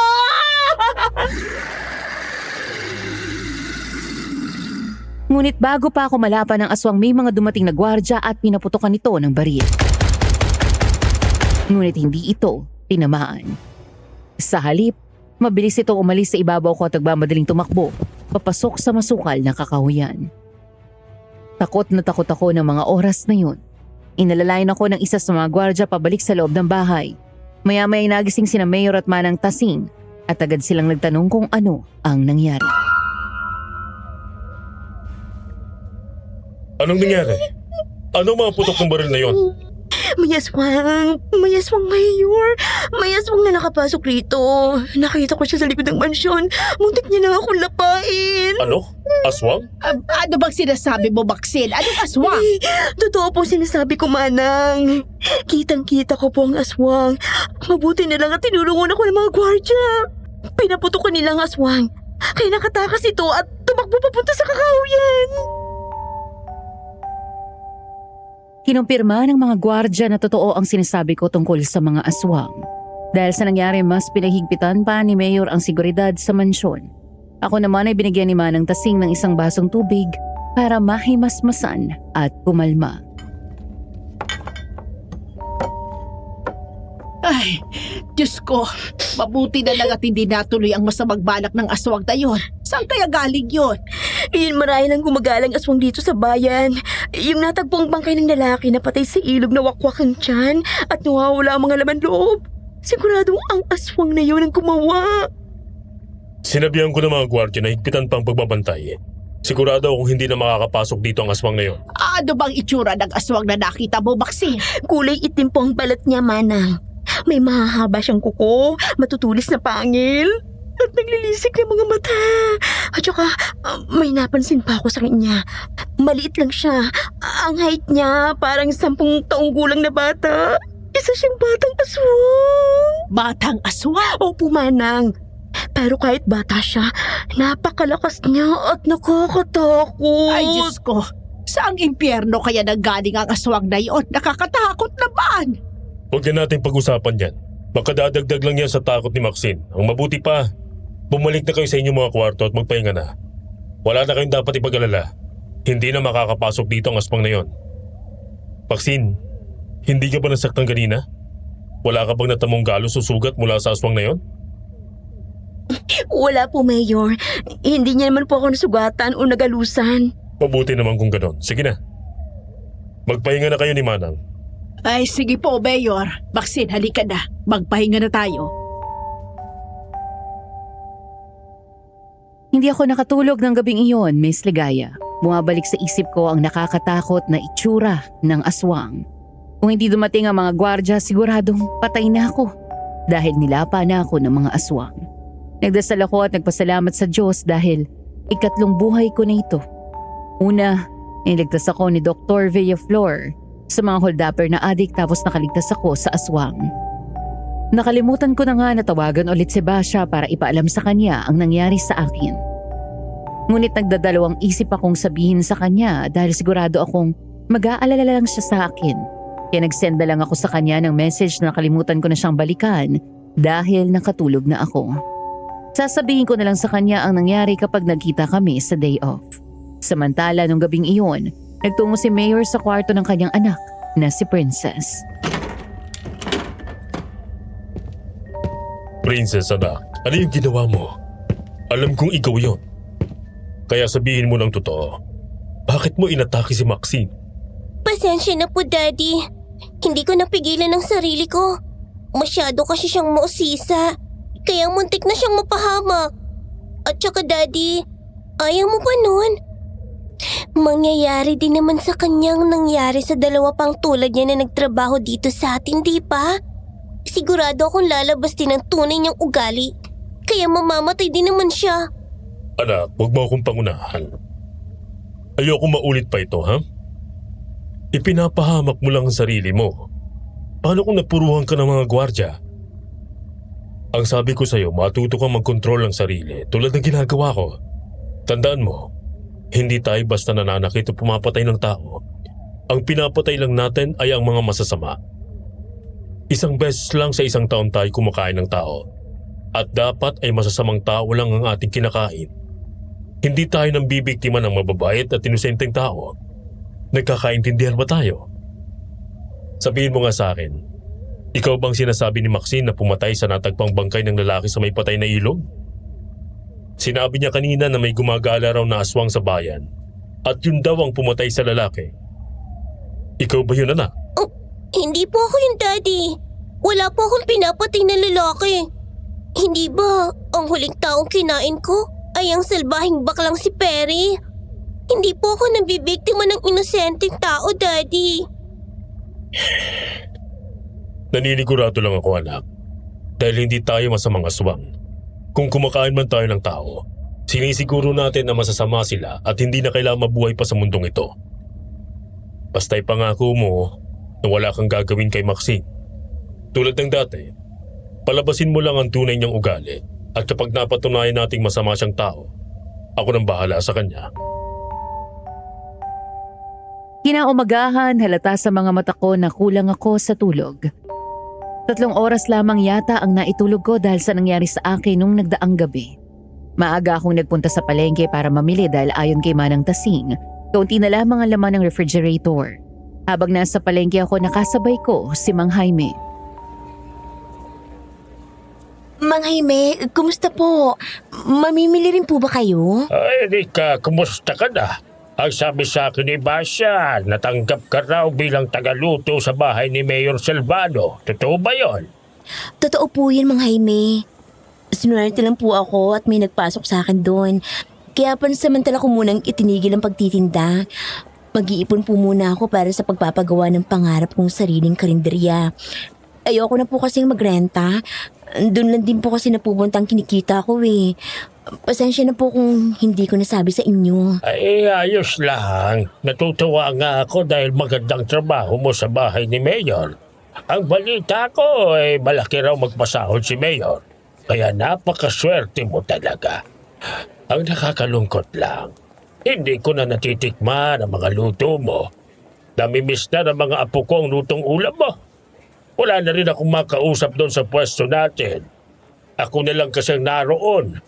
Pero napabuti rin naman dahil mas dumami ang mga bumibili ng kakaling ko. Nadagdagan nga ang mga suki ko. Yung mga dati mong suki, bumibili na rin sa akin. Talaga po? Naku, i-manifest natin na mas malagdagan pa ang mga suki mo, Mang Jaime. At saka, huwag po kayo mag-alala. Sa day off ko, magluluto po ako ng ulam at dadalan ko po kayo sa bahay nyo para hindi masyadong mamiss ang luto ko. Ay, naku, salamat, Rika. Karapat dapat lang ang magagandang nangyayari sa iyo ngayon dahil napakabuti mong bata. Kahit may swerteng dumating sa iyo, hindi ka pa rin nakakalimot. Kaya mas lalo ka pang pagpapalain ng Diyos. Naku, sana magdilang anghel po kayo, Mang Jaime. Kailangan ko po talaga yun ngayon eh. Nasa ganoong kaming tagpo nang may marinig kaming mga taong nagkakagulo mula sa di kalayuan. Ano kaya yun, Mang Jaime? Ano kaya yung pinagkakagulo nila sa may bandaron? Halika, tignan natin kung anong pinagkakaguluhan nila. Nakita namin na may mga pulis na ring dumating at nagbubulungan na ang mga tao sa paligid. Nakipagsiksikan kami ni Mang Jaime sa mga naroon hanggang sa tumambad sa amin ang pinagkakaguluhan nila. Halos bumaliktad ang sikmura ko sa nakita ko, Miss Ligaya. 3 bangkay ng lalaki ang bumungad sa amin. Hindi na makilala ang kanilang mga mukha dahil halos matuyot na ang kanilang mga katawan. Pare-pareho ring wakwak ang tiyan ng mga ito at nawawala ang mga laman loob. Diyos ko! May mga bagong biktima na naman ng aswang! Sabi ko na nga ba, kaya pala kinakabahan ako kanina habang papunta sa palengke. Yun pala ay may madadat na naman akong ganito. Kawawa naman ang mga lalaking yan na nabiktima ng halimaw na yun. Inubos din ng aswang ang dugo nila. Parang silang tuyot na kahoy. Nakakakilabot. Teka, parang kilala kong suot na pantalon ng isa. Tama! Kilala ko ang isa sa kanila. Siya yung isa sa mga adik na nang hold up sa akin. Ay ano? Sigurado ka ba, Rika? Na isa sa kanila yung nang hold up sa'yo? Hindi ako maaaring magkamali, Mang Jaime. Hindi ko makakalimutan ang suot niyang pantalon. Kulay orange yun. At may disenyo sa gilid na parang mapa. Ayan o. At saka, kulot ang buhok ni lalaking tinutukan ako ng patalim. At tingnan niyo, kulot din ang buhok ng isa sa mga bangkay. Yung isa naman ay kalbo. At yung isa may kulay ang buhok. Sila nga yan, Mang Jaime. Sila ang mga nang hold up sa akin. Teka, sabi sa akin ni Basha, ipinahuli na raw sa mga pulis ng doktor na nagligtas sa iyong mga adik na yon, hindi ba? Opo. Pero, paano nangyari napatay sila ng aswang? Sandali nga po. Tatawagin ko si Dr. Villaflor. Tatanungin ko siya kung naipahuli nga ba niya sa mga pulis ang mga yan. Tinawagan ko si Dr. Villaflor. Makalipas ang ilang minuto, sinagot niya ang tawag ko. Hello? Hello, Doc. Si Rika ito, Doc. May iko-confirm lang ako sa'yo. Oh, ikaw pala, Rika. Tungkol saan yan? Yung mga adik na hold-upper na umatake sa akin, ipinahuli mo ba sa mga pulis, Doc? Yung mga lalaking adik? Huwag mo na silang intindihin. Ipinahuli ko na sila sa mga pulis. Naku, Doc. Hindi po sila nakulong. Natagpuan po ang mga bangkay nila malapit dito sa palengke. Patay na po sila. Wakwak ang tiyan at wala ng mga laman loob. Ano? Patay na kamo? Paano nangyari yon? Hindi ko rin po alam, Doc. Basta nakita nila ang mga katawan nila, wala nang buhay. Halos hindi na nga sila makilala eh. Siguradong biniktima sila ng aswang. Ha? Aswang? Oo, Doc. Aswang. Totoo sila. Totoong may aswang. At alam mo ba, muntik na rin akong... Sasabihin ko sana sa kanya ang tungkol sa aswang na nakita ko sa likod ng mansyon ni Mayor. Ngunit mabuti na lamang at pinigilan ko ang aking sarili. Ano ka mong sasabihin mo, Rika? Wala, Doc. Pasensya na sa abala. Tinanong ko lang kung ipinahuli mo talaga yung mga adik na hold-upper. Nagtataka lang kasi ako kung bakit nabiktima sila ng aswang, gayong dinila naman sila ng mga pulis. Nung gabing umalis ka, tumawag ako ng pulis para ipahuli ang mga lalaking yon. Dumating ang mga pulis nung gabing yon at dinala sila sa presinto. Kung sinabi mong natagpo ang patay ang 3 adik na yon, hindi kaya na-salvage sila? Alam mo naman, uso ngayon ang extrajudicial killing sa mga adik. Salvage? Hindi mukhang salvage ang nangyari sa kanila, Doc. Mas brutal pa doon. Sa tingin ko, aswang talagang dumali sa kanila, Doc. Aswang? Meron pa bang ganyan ngayon? Ay nako, para sa akin na salvage lang yan. Walang aswang. Kailangan ko nang ibaba ang tawag, Rika. May kakausapin pa akong pasyente. Ituloy natin ang pag-uusap mamaya. Sige, bye. Hindi ko na sinabi kay Doc ang tungkol sa nakaengkwentro kong aswang dahil hindi rin naman siya maniniwala. Pagkababa ng tawag, agad ko nang niyaya si Mang Jaime na lumayo sa mga bangkay. Hindi ko na matagalan nang makita ang mga iyon. Nagpaalam na rin ako sa kanya na kailangan ko nang magmadali sa pamimili sa palengke dahil baka hinahanap na ako sa mansyon.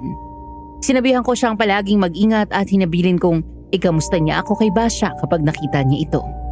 Pagbalik ko sa mansyon, nakita kong palabas ng pinto ang babaeng nagpunta noong nakaraang gabi, ang ex-girlfriend ni Mayor na si Lani. Nagkasalubong kami, Miss Ligaya. Hello! Ikaw palang bagong tagaluto dito sa mansyon. Ako si Lani. Ano nga ulit ang pangalan mo? Maxine? Ako si Maxine. At nalaman ko rin na isa ka palang bakla?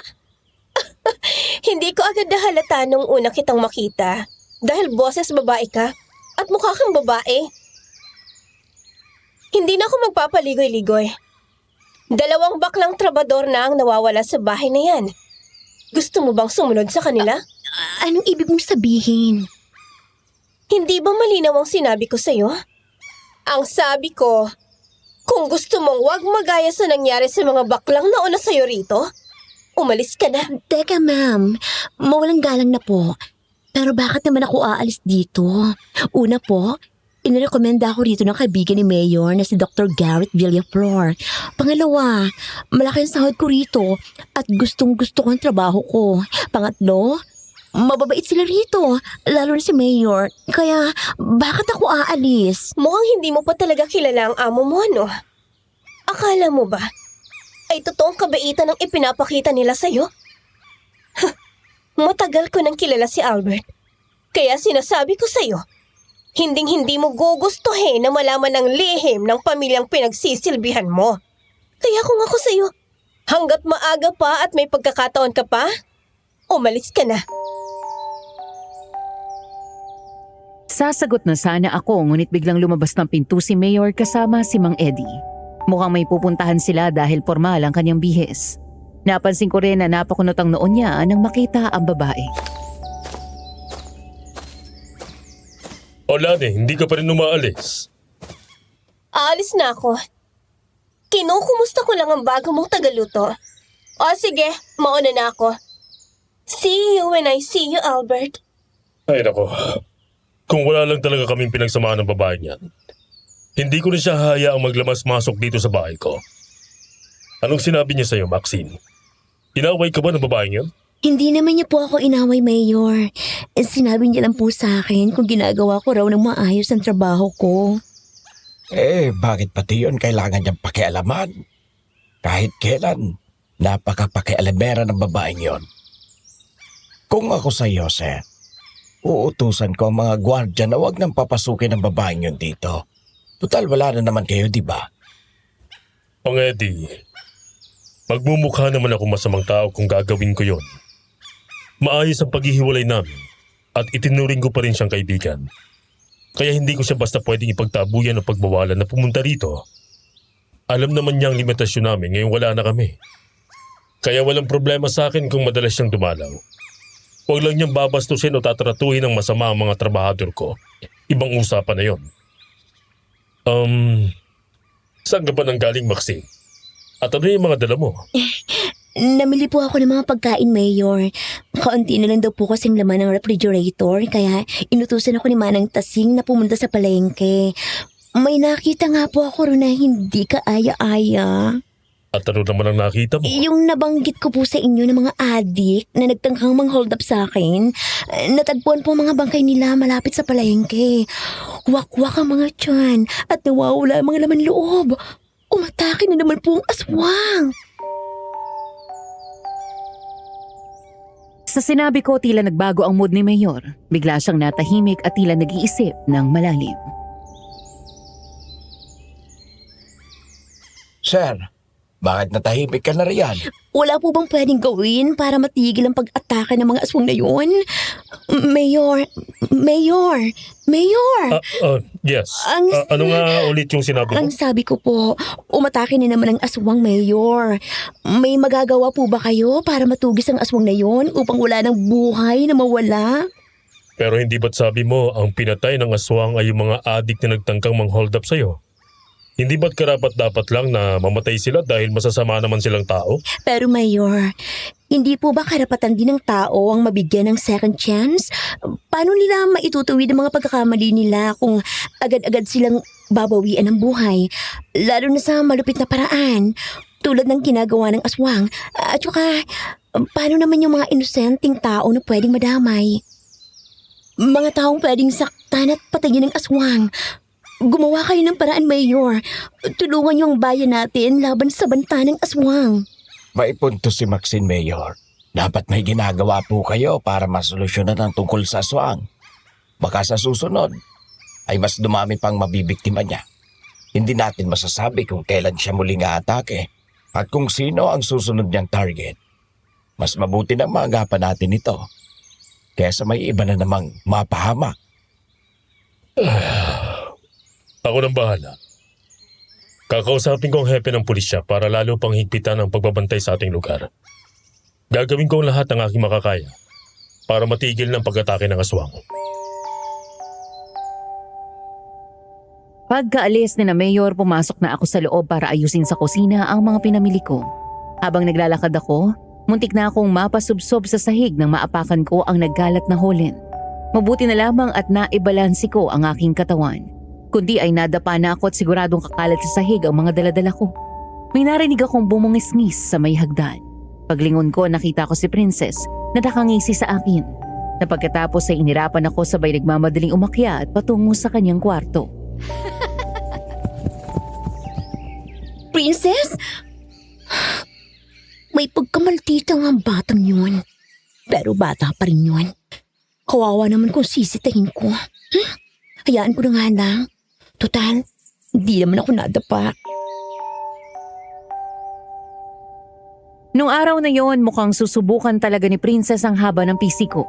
Habang nasa hapagkainan. Princess, bakit hindi ka kumakain? Hindi mo ba gusto ang ulam? Gusto mo bang ipagluto kita ng bagong ulam?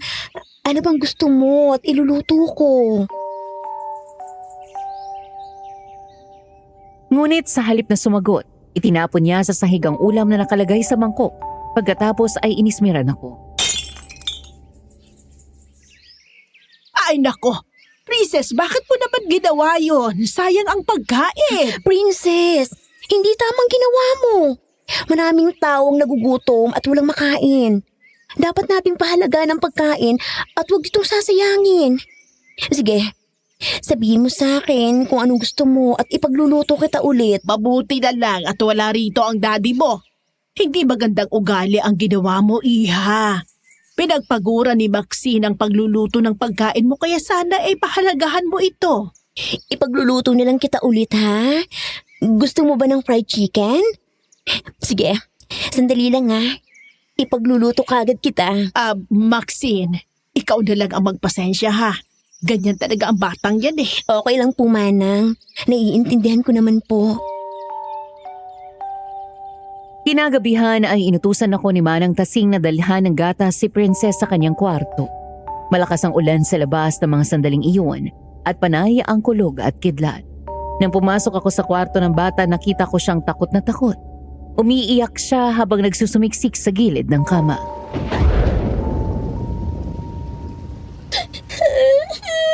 Oh, Princess! Bakit ka umiiyak? Takot ka ba sa kulog at kidlat? Huwag kang matakot. Gusto mo bang samahan kita sa kwarto mo hanggang sa tumila ang ulan? Ayoko! Katulad ka rin nila! Aawayin mo rin ako! Umalis ka rito! Bakit naman kita aawayin? Hindi ako ganong klaseng tao, Princess. Hindi ako nang aaway ng bata. Alam mo, naiintindihan kita. Ganyan din ako ng bata ko. Natatakot kapag umuuwing lasing ang tatay ko. Palagi niya kasi akong sinasaktan mula nang mamatay ang nanay ko. Pero kalaunan, nalaman ko na hindi ko pala kailangang matakot. Kahit hindi ako mahal ng tatay ko.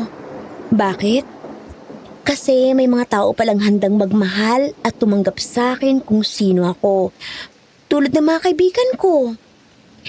silang nagpuno sa pagmamahal na ipinagkait sa akin ng tatay ko. Kaya ikaw, princess, ha? Huwag kang matakot sa kulog at kidlat. Nandito ako. Pwede mo akong maging kaibigan. Sinama ng Tasing at ang iba pa. Hindi ka nag-iisa. Nandito kami. Talaga? Pwede kitang maging kaibigan? Hindi mo ako aawayin. Dito ko lang. Huwag mo ako iiwan hanggang huminto ang ulan. Oo, dito lang ako sa tabi mo. Hindi kita iiwan. Pangako yan. Huwag ka nang matakot, okay? Pagkatapos niyang inumin ng gatas, tinabihan ko siya sa kama hanggang sa makatulog siya. Hindi ko na malaya na nakatulog na rin ako. Nagising na lamang ako nang bigla akong naalimpungatan na merong kumakalabit sa aking balikat. Maxine, Ay, naku Mayor. Pasensya na po. Nakatulog po ako dito sa kwarto ni Princess. Kanina kasi umiiyak siya at takot na takot sa kulog at kidlat. Kaya sinaman ko muna siyang hanggang sa makatulog siya. Hindi ko po namalaya na nakatulog din pala ako. Pasensya na po talaga. wala kang dapat na ihingi ng pasensya. Wala kang ginawang mali. Salamat at sinamahan mo ang anak mo. Alam mo ba na ikaw lang ang nakapagpakalma sa kanya? Kapag malakas ang ulan at kumukulog at kumikidlat, natatakot siya at umiiyak. Ayaw niyang may pumapasok sa kwarto niya at nagwawala siya kapag pinipilit. Kaya hinayaan na lang namin siya. Dahil humihinto rin naman siya kapag tumila ng ulan. Pero ngayon, himala na pinayagang kanyang samahan mo siya rito. Bata pa lang kasi siya, may phobia na siya sa kulog at kidlat, kaya ganyan siya. Madali naman po siyang kausap, Mayor. Ang kailangan po kasi, maramdaman niya na may nagmamahal at handang umintindi sa kanya. Natatakot po siya dahil pakiramdam niya, mag-isa lang siya kanina habang kumukulog at kumikidlat.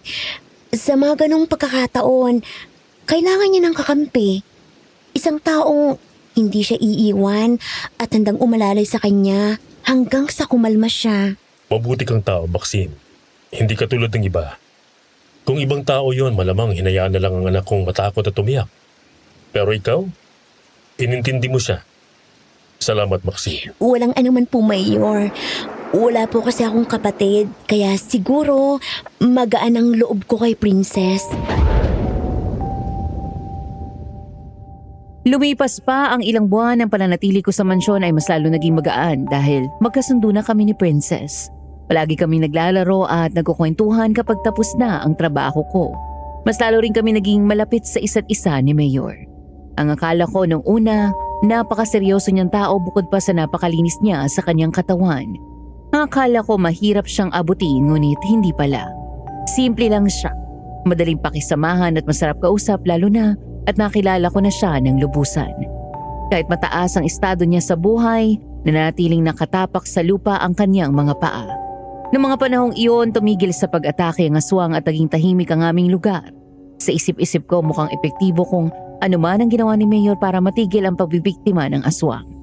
Isang araw, nagpunta kami sa isang resort upang ipagdiwang ang kaarawan ni Princess. Lahat kami mga trabahador ay isinama ni Mayor. Eksklusibo ang lugar para sa amin at walang ibang bisita. Hindi niya inimbitahan ang kanyang ex-girlfriend na si Lani upang maiwasan ang anumang gulo o eksena. Inimbitahan niya ang kaibigan niyang si Dr. Villaflor, ngunit tumanggi itong sumama dahil marami raw itong pasyente sa kanyang klinik.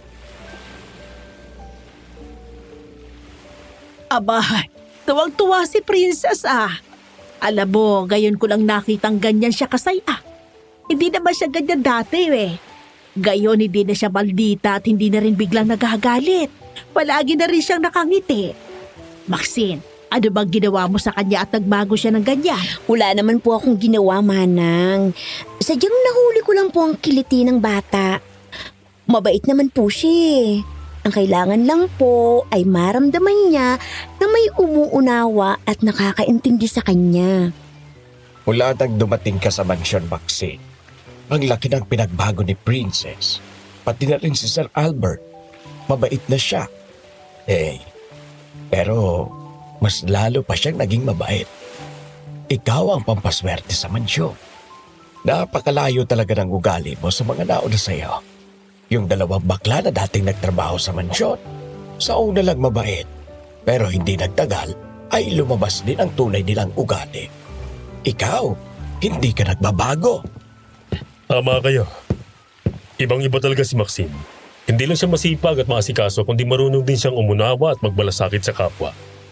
Kaya hindi nakapagtataka na gano'n na lang ang naging pagbabago ng anak ko. Habang buhay kong ipagpapasalamat sa iyo ang nagawa mo sa kanya, Maxine. Naku, ilang beses ko po bang sasabihin na hindi niyo kailangang magpasalamat sa akin, Mayor. Ginagawa ko lang naman po ang kung anong alam kong tama. Ang hindi alam ng iba kong kasama, mas seryoso at mas malalim na pala ang namamagitan sa amin ni Mayor Albert Mesligaya. Kahit ako hindi ko inaasahang darating ang pagkakataong magkakaroon siya ng espesyal na pagtingin sa akin. Mayor, pakiusap. Maraming ibang babae dyan. Yung totoong babae na karapat-dapat sa'yo. Hindi ako nababagay sa isang mataas na tao na kagaya mo. Isipin mo naman ang posisyon mo. Ano nilang sasabihin ng ibang tao kapag nalaman nilang ang mayor ng bayang to ay may pagtingin sa isang kagaya ko? Kung maaari, wag mo na akong tabaging Mayor. Albert na lang. At saka, anong masama kung nagkagusto ko sa isang tulad mo? Naniniwala ako na ang pag-ibig ay walang pinipiling kasarian, estado o anyo. Ang mahalaga sa akin ay kung sino ka, kung paano mo binago ang buhay namin ng anak ko, at kung paano mo binuhay ang natutulog kong puso. Kaya pakiusap, Maxine. Huwag mong isuko ang kung anong meron tayo dahil lang sa sasabihin ng iba. Hindi mo pa ako lubos na kilala, Albert. Hindi magandang naging nakaraan ko. At saka, malaking iskandalo ito kapag nagkataon. Ayokong malagay sa alanganin ang posisyon mo. Pati ng kapakanan ng anak mo. Kaya pakiusap, itigil na natin to. Huwag ako, Albert. Huwag mong gawin sa akin to, Maxine. Mahal kita. Totoo ang nararamdaman ko sa iyo. Wala akong pakialam sa sasabihin ng mga tao. Handa akong talikuran ng posisyon ko. Huwag ka lang mawala sa akin. Kailangan ka namin ni Princess. Hindi ba't masaya nga siya nang malaman niyang magkakaroon na ulit siya ng mami? Kaya please, huwag mong gawin to, Maxine. Albert, sandali. Pasintabi po sa mga nakikinig, pero laking gulat ko nang bigla niya akong halikan sa labi pababa sa aking leeg. Niyakap din niya ako ng mahigpit at ramdam ko ang init at sensiridad ng damdaming ipinapahatid niya. At aaminin ko na tangay ako sa mga sandaling yon. Ngunit habang hinahalikan at niyakap niya ako, biglang nagbalik sa aking alaala ang pang-aabusong ginawa sa akin ng aking ama. Doon ako natauhan.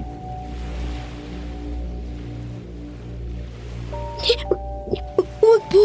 Pakiusap. Huwag. Anong problema, Maxine? Wala, Albert. Hindi ka mahirap mahalin. Halos lahat ng katangiang hinahanap ng isang babae sa lalaki nasa iyo na. Pero mahirap to. Hindi kakayanin ng konsensya ko na mawala sa iyong lahat dahil sa akin. Patawarin mo ko, Albert. Maxine! Teka, sandali lang! Maxine! Bumalik ka rito! Maxine! Lumabas ako sa tinutuluyan naming lodge at nagtungo sa tabing dagat. Lumakad ako hanggang sa pinakadulong bahagi ng dalampasigan upang magmuni-muni at pagdating ko roon, hindi ko natuluyang naiwasang mapaiyak. Hindi tama to. Hindi ko karapat-dapat sa kanya dahil madumi ako. Madumi ako. Kasalanan mo to, Itay.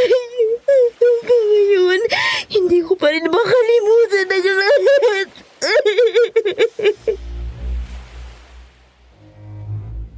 Nasa ganoong tagpo kami nang bigla akong makarinig ng kumakaluskos sa paligid.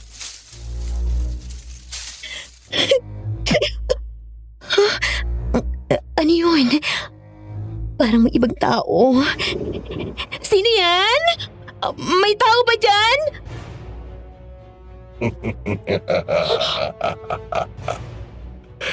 Hindi ko inaasahan na magiging ganito.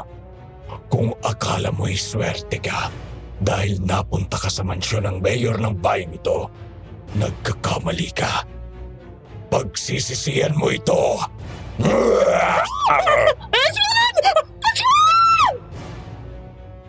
Laking gulat ko nang biglang lumitaw ang isang nakakatakot na nilalang. Isang aswang. Ngunit hindi ito ang aswang na umatake sa akin sa likod ng mansyon. Napakalaki nito, matangkad at balot ng makapal na balahibo.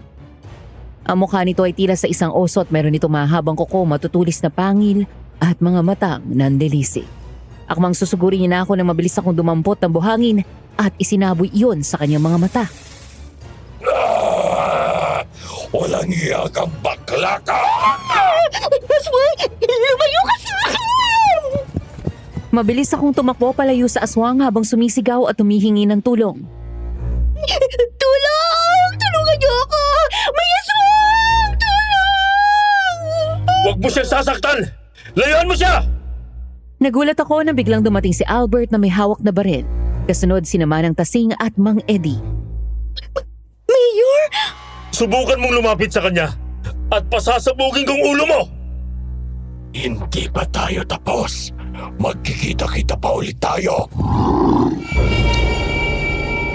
Sir, tumatakas ang aswang. Ay, Diyos ko!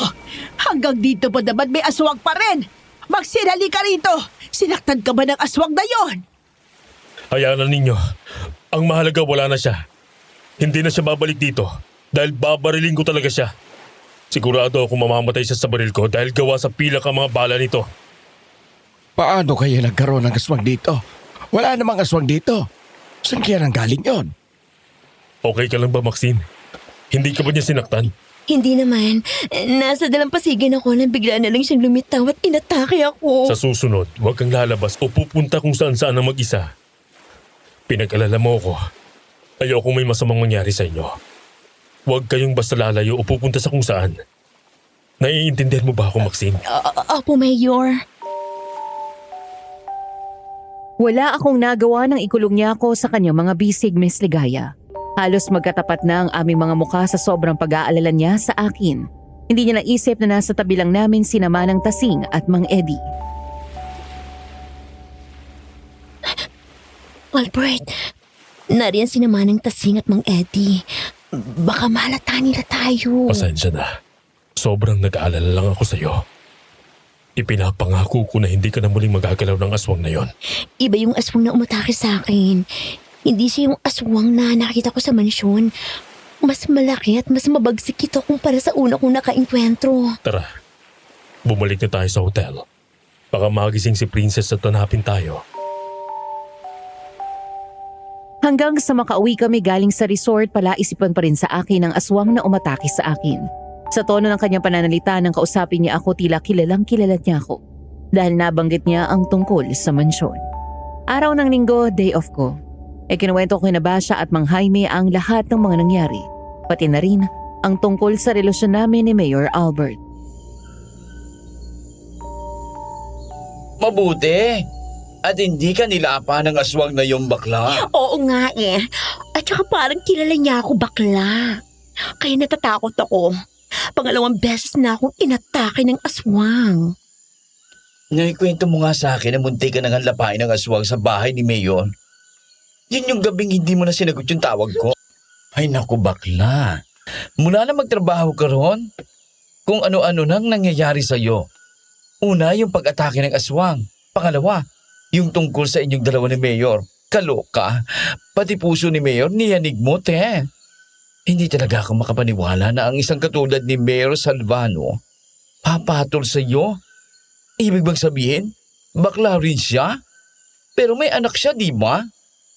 Naniniwala ko na hindi lahat ng lalaking nagkakagusto sa bakla ay bakla na rin. Sadyang may mga lalaki lang talaga na sapat ang tapang para tanggapin at panintigan kung sinong nakapagpapatibok ng puso nila. Hindi mababawasan ang pagkatao ng isang tunay na lalaki dahil lang sa umiibig siya sa isang bakla. Ang tawag doon ay totoong pagmamahal. Pero Rika, mahirap itong pinapasok mo. May pangalan at reputasyong pinangangalagaan si Mayor Silvano. Kapag may nakaalam sa relasyon ninyo, ay malaking gulo yan. Hindi lang ang buhay ni Mayor ang magugulo, kundi pati na rin ang sayo. Wala eh. Natutunan ko na rin siyang mahalin. Mabait si Albert at naniniwala akong totoo ang pagmamahal niya sa akin. Pero hindi pwede. Dahil madumi na ako. Hindi ako nababagay sa kanya. At tama kayo. Guguluhin ko lang ang buhay niya. At ang buhay nilang mag-ama. Kapag itinuloy namin ang kung ano man ang meron kami. Ano bang sinasabi mo na madumi ka? Ay, bakla. Ang tinutukoy mo ba ay yung ginawa sa'yo noon ng tatay mo? Hanggang ngayon ba naman ay hindi mo pa rin nakakalimutan yon? Uy, tapos na yun, di ba? Hindi mo ginusto nangyari sa'yo. Kaya paano mo nasabing hindi ka bagay kay Mayor? Nang dahil lang sa nakaraang wala ka namang kasalanan? Pero kapag niyayakap at hinahalikan niya ako, naaalala ko ang mga ginawa nun sa akin ng tatay ko. Bumabalik sa alaala ko ang mga pambababoy niya sa akin. Sa tuwing yayakapin at hahalikan ako ni Albert, nararamdaman ko ang takot at ang dumi na iniwan sa akin ng sarili kong ama. Nandidiri ako sa sarili ko.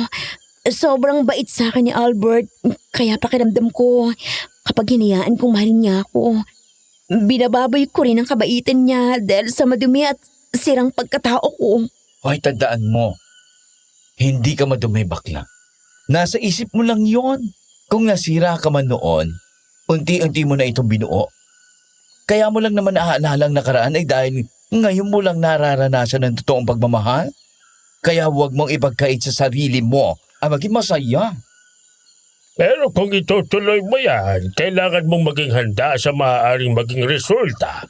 Sa oras na malaman ng publiko ang tungkol sa inyo, uungkatin at uungkatin nilang nakaraan mo para lang sirain kayong dalawa ni Mayor.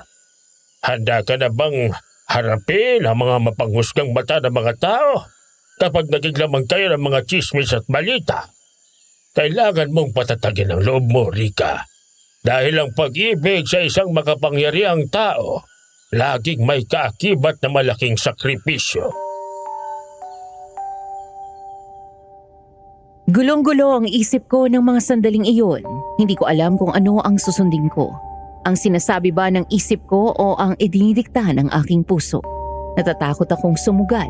Natatakot ako na baka tama si Mang Jaime na sa huli ang pag-ibig na nabibigay sa akin ng pag-asa ngayon ang siyang maging mitsa ng tuluyang pagkawasak ng buhay namin ni Albert.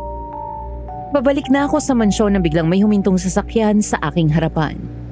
Laking gulat ko nang bumaba mula roon ang ex ni Albert, si Lani. Hello, Maxine! Or should I say, Rika? Paano mo nilaman ang tunay kong pangalan? Sabihin na lang natin na inalam ko kung ano talagang tunay mong pangalan. Ano ba talagang kailangan mo sa akin?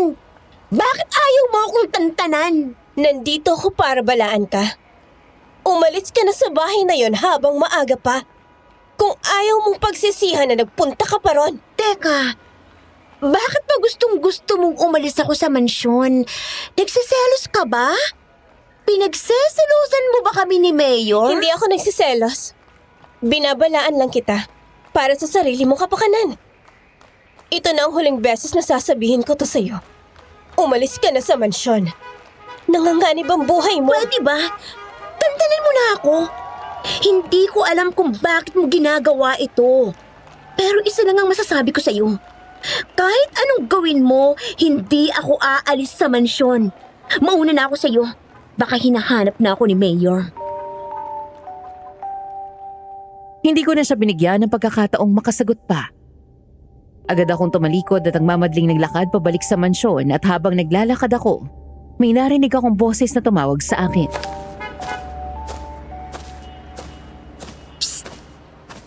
Halika rito! Ay, bilisan mo! Bakit po? Ikaw ba yung bagong kasambahay sa bahay na yan? Ako nga po. Tagaluto po ako sa bahay ni Mayor. Bakit po? Ako si Greta. Aling Greta na lang ang itawag mo sa akin. Abay, ako yung nakatira sa katapat yung bahay. Bakit dyan ka pa nagtrabaho? Marami namang ibang mapapasukan. Bakit dyan ka? Bakit naman po? Okay naman po sa bahay ni Mayor. Mabait po si Mayor, pati ang anak niya at iba pang mga trabahador sa loob. Nasa loob ng bahay na yan ang mga aswang. May mga aswang dyan.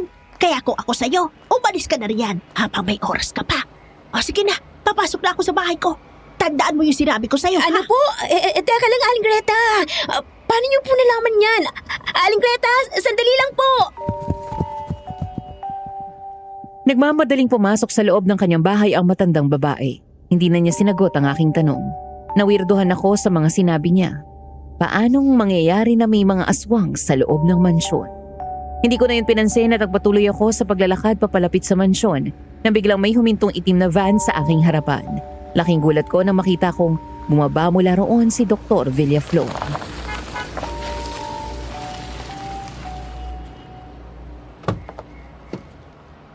Oh, Doc.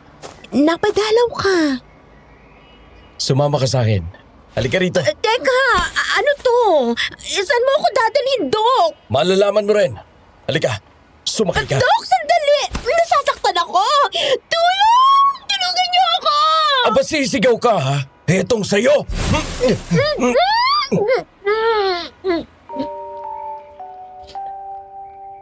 Tinakpan niya ng panyo ang ilong at bibig ko hanggang sa biglang nahilo at nawala na ako ng malay.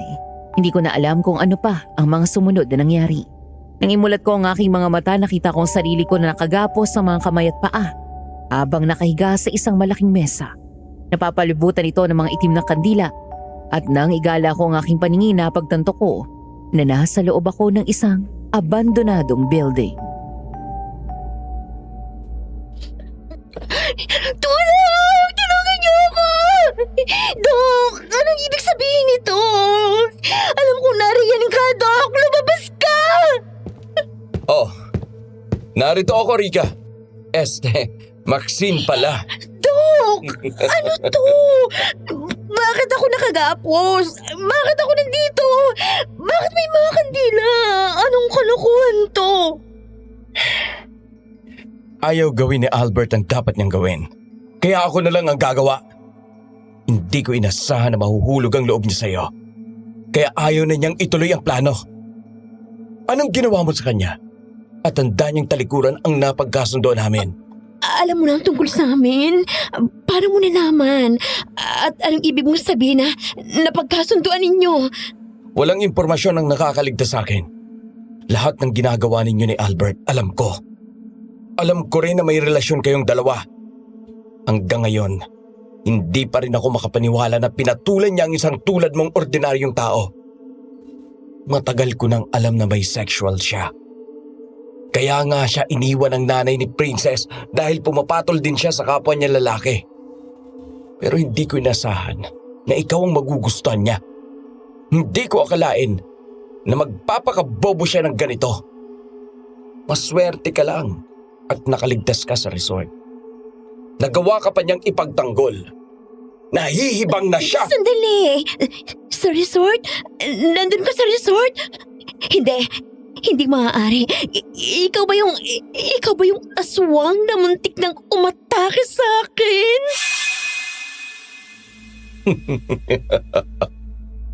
Ako nga ang aswang na muntik nang lumapa sa iyo sa resort. Nandun ako para patayin ka. Dahil ayaw nang gawin ni Albert ang trabahong siya naman talaga ang dapat gumawa. Ngayong alam mo ng aswang ako, sasabihin ko na sa iyo ang lahat. Mamamatay ka na rin naman.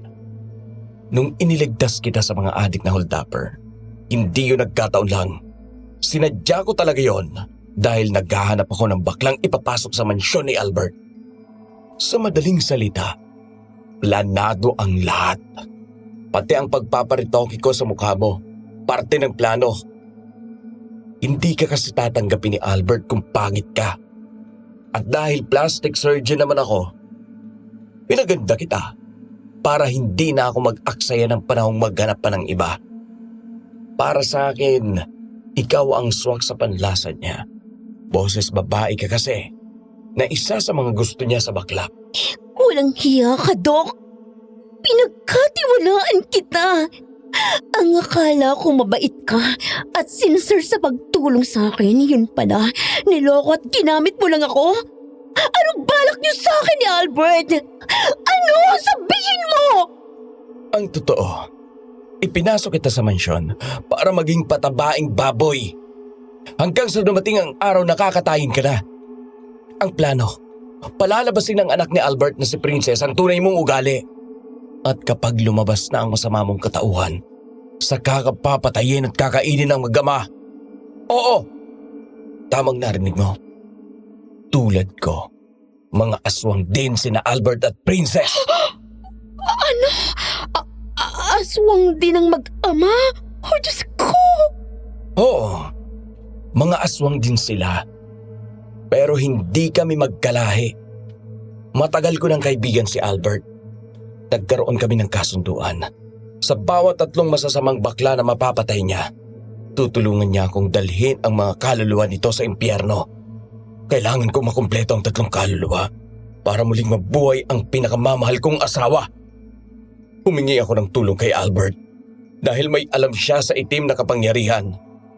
Nabasa niya sa itim na aklat, kailangang mag-alay ng 3 baklang may masasamang budhi sa demonyo para matupad ang hiling ko.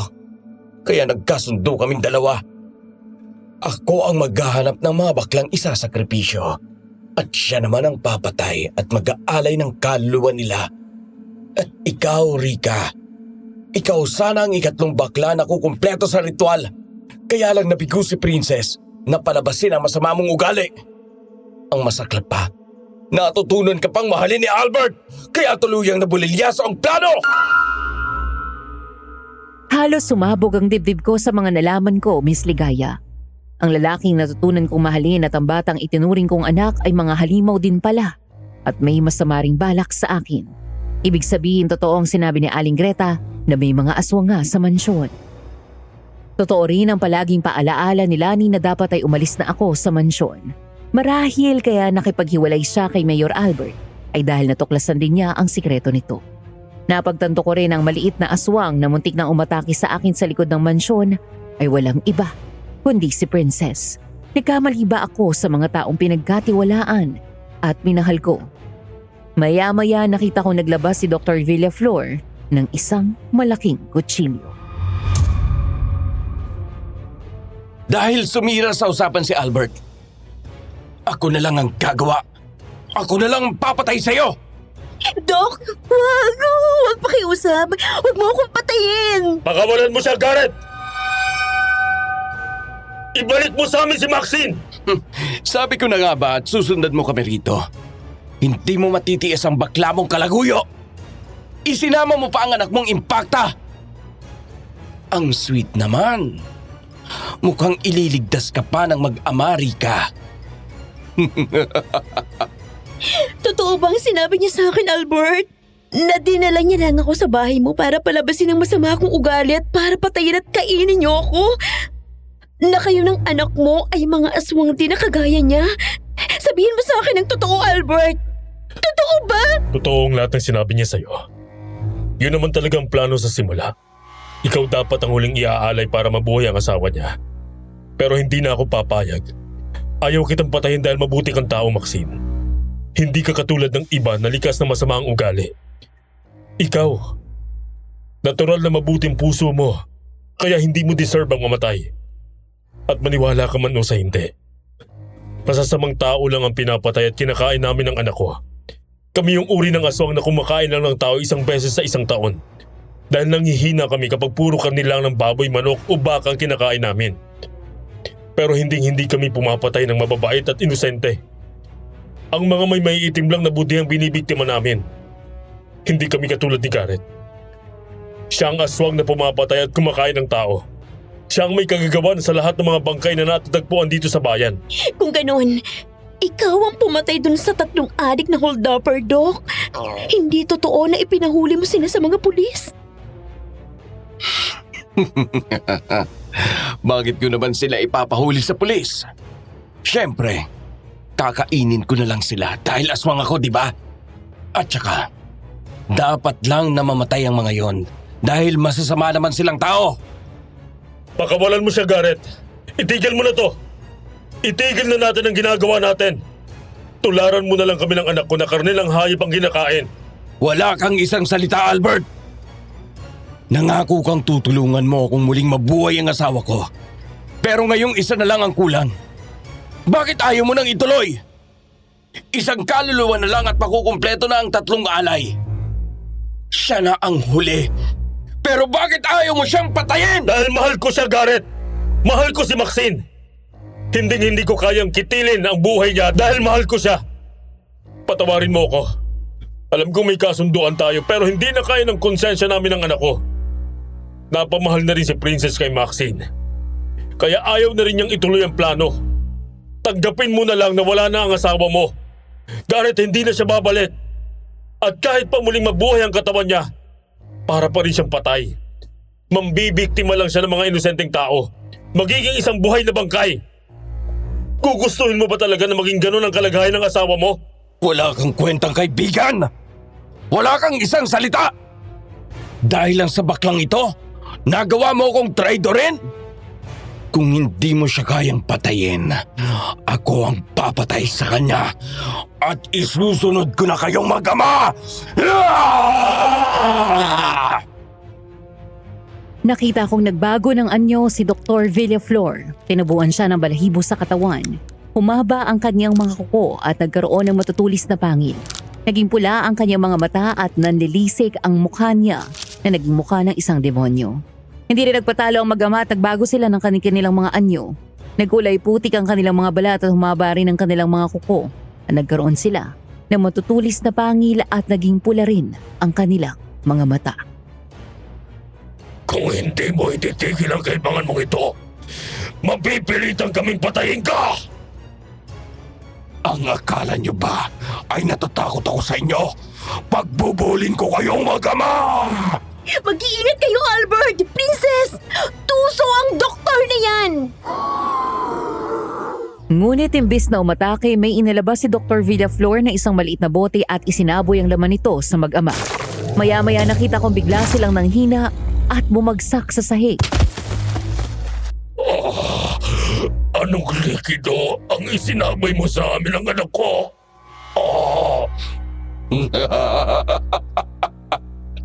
Anong akala niyo sa akin? Hindi nag-iisip. Siyempre, alam kong tiyado ko dahil 2 kayo ng anak mo. Kaya pinaghandaan ko kayo. Nakagawa ko ng likido na kayang magparalisa ng katawan. Yang isinaboy ko sa inyo at naaamoy ninyo, yan ang solusyon na ginawa ko para pansamantala kayong hindi makagalaw ng ilang oras. At dahil dyan, hindi nyo na may pagtatanggol ang baklang ito. Uunahin ko na siyang iligpit at isusunod ko kayong mag-ama. Ang mga buhay ninyo ang kabayaran sa pagtalikod ninyo sa kasunduan natin! Huwag mo siyang sasaktan. Ako na lang ang patayin mo. Huwag lang ang anak ko at si Maxine.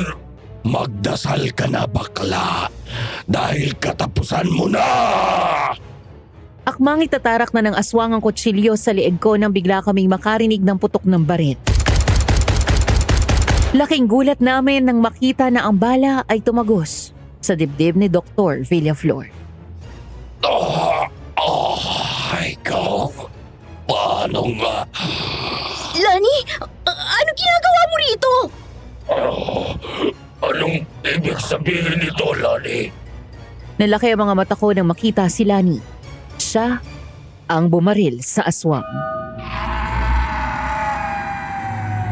Ang bala na ginamit ko sa'yo ay gawa sa pilak. Kaya siguradong hindi ka na magtatagal, Doc. Katapusan na ng kasamaan mo! Walang hiya ka!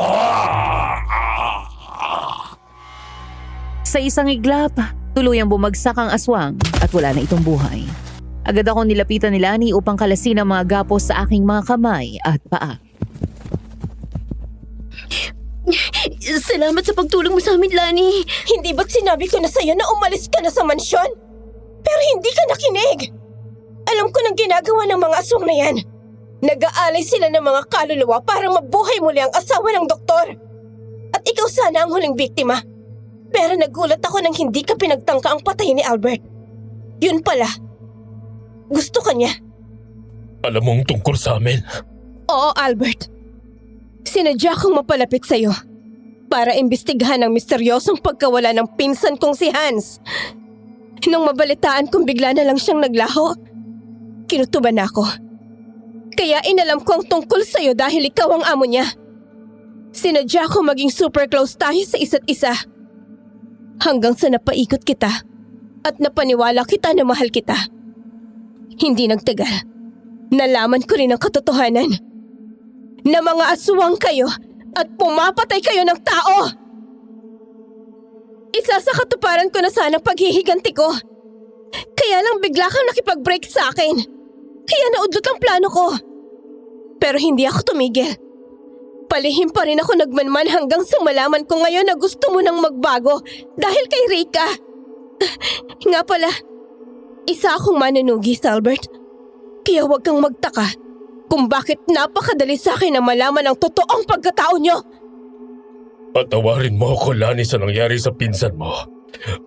Ang totoo, hindi akong pumatay sa kanya. Si Garrett ang pumatay sa kanya dahil nagtangka siyang tumakas noon. Pero may kasalanan din ako dahil akong kumain sa kanya. Pati ang anak kong si Princess ay kinain din siya.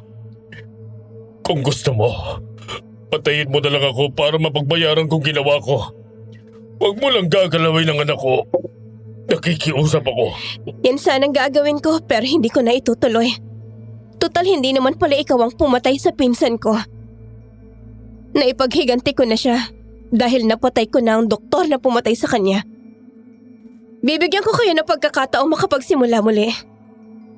Ngunit ipangako niyo sa akin na hindi na kayo muling papatay o kakain ng tao. Kahit isang beses pa sa isang taon. Nangangako ko, Lani. Maraming salamat sa ikalawang pagkakataong ibinigay mo sa akin at sa anak ko.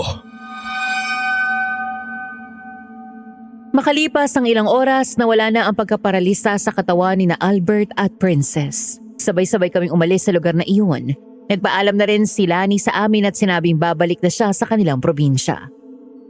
Mabuti na lang at nakita ako ni Manang Tasing na sapilitang isinakay sa van ni Dr. Villaflor. Kaya mabilis nitong naipagbigay alam kay Albert. At sinundan naman nila ni Princess kung saan ako dinala ni Doc. Nagtaka pa nga raw si Manang Tasing kung bakit isinama ni Albert si Princess. Makalipas ang ilang linggo.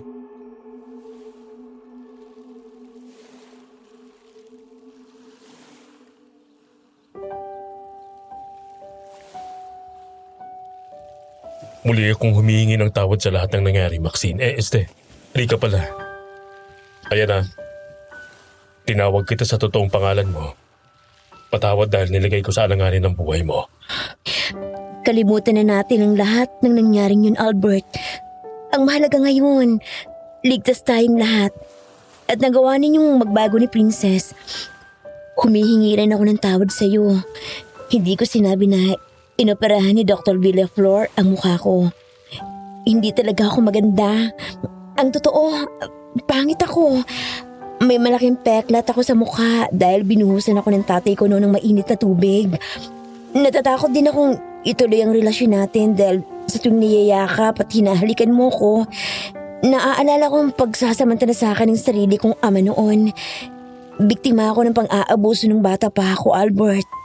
At hanggang ngayon, hindi pa rin ako pinatatahimik ng nakaraan ko. Bumabalik siya at pinapaalala sa akin ang bangungot na yun. Huwag ka nang umiyak. Hayaan mong tulungan kita na alisin ang takot mo. Wala akong pakialam kung anong totoong itsura mo. Hindi na importante sa akin yan ngayon.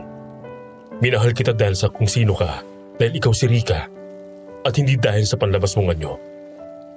Hindi kita bibiglayin. Kung kailangan, dahan-dahanin natin ang lahat gagawin ko. Nandito lang ako sa tabi mo. Sabay nating lalabanan ang nakaraan mo. Rika, mahal na mahal kita. At gagawin kong lahat para maghilom ang lahat ng sakit dyan sa puso mo. Pero Albert, paano ang reputasyon mo? Siguradong... Nakaisip na ako ng paraan para dyan. Kaya wala kang dapat ipag-alala, mahal. Daddy! Mami Rika! Kakain na lang po tayo, sabi ni Manang Tasing. Sige anak, susunod na kami. Tara na. Magagalit si Manang Tasing kapag hindi pa tayo sumunod. Lalo na at ikaw dapat ang magluluto. Naku, oo nga pala. Ikaw kasi, nakalimutan ko tuloy na ako palang magluluto. Mas pinili ko ang puso ko, Miss Ligaya. Binigyan ko ng pagkakataon ng sarili ko na maging masaya sa piling ni Albert. Dahil komplikado ang aming sitwasyon, nagdesisyon siya na itago ang aming relasyon habang nasa posisyon pa siya. Nang matapos ang kanyang termino bilang isang mayor, tuluyan na niyang tinalikuran ang mundo ng politika. At doon lang kami tunay na naging malaya. Nagpa siya kaming magsimula muli ng walang takot at walang itinatago. At sa tulong ng pagmamahal ni Albert, unti-unti ko rin nakalimutan ang bangungot ng aking nakaraan. Sa wakas, natagpuan ko na ang kapayapaan at kaligayahang matagal ko nang hinangad. Suportado kami ng mga taong malalapit sa amin gaya ng aming mga kaibigan at mga kasama sa bahay. Lalong-lalo na si Princess na itinuturing ko ng parang tunay kong anak. Mula noon, hindi na sila muling kumain ng tao. Karne na lamang ng mga hayop ang kinakain nila. Nakaya na naman ang kanilang katawan kaya hindi naman na sila nanghihina. Buhat din noon, wala ng aswang na nambibiktima sa aming lugar. Pero teka, pahabol lang. Sinubukan ko noon na kausapin si Aling Greta, yung kapitbahay namin na nagsabing nasa mansyon ng aswang. Ngunit ayon sa bago may-ari, matagal na raw napatay, si Aling Greta, na dating may-ari ng bahay na yun. Kaya imposible raw na nakausap ko siya. Kinilabutan ako. Hanggang ngayon pala isipan rin sa akin kung bakit nagpakita sa akin ang kaluluwa ni Aling Greta. May ibig kayang sabihin o ipahiwatig iyon? Dito ko na tinatapos ang aking kwento, Miss Ligaya. Sa inyong mga tagapakinig, anong masasabi ninyo sa ibinahagi kong karanasan? I-comment nyo lamang ito sa ating comment section dyan sa ibaba. Muli, ako si Rika at ito ang aking kwento.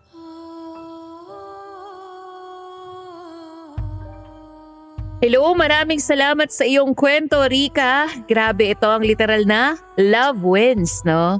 Ang nangyari sa kanilang love story ni Mayor Albert, parang roller coaster yung pinagdaanan nilang dalawa. Lalo ka na, pero sa huli, tunay na pag-ibig pa rin ang mananaig. Alam niyo, wala talagang imposible pagdating sa pag-ibig, no? Kapag itinadhana talaga kayo sa isa't isa, kahit anong unos ang dumating, kayo at kayo pa rin ang magtatagpo sa dulo. At sana, tuloy-tuloy na maging maganda ang nangyayari sa inyong dalawa. At sana mas lalo pang yumabong at tumamis, no? Ang inyong pagsasama sa kabila na magkaiba ninyong mundo. Hangad ko ang inyong walang hanggang kaligayahan.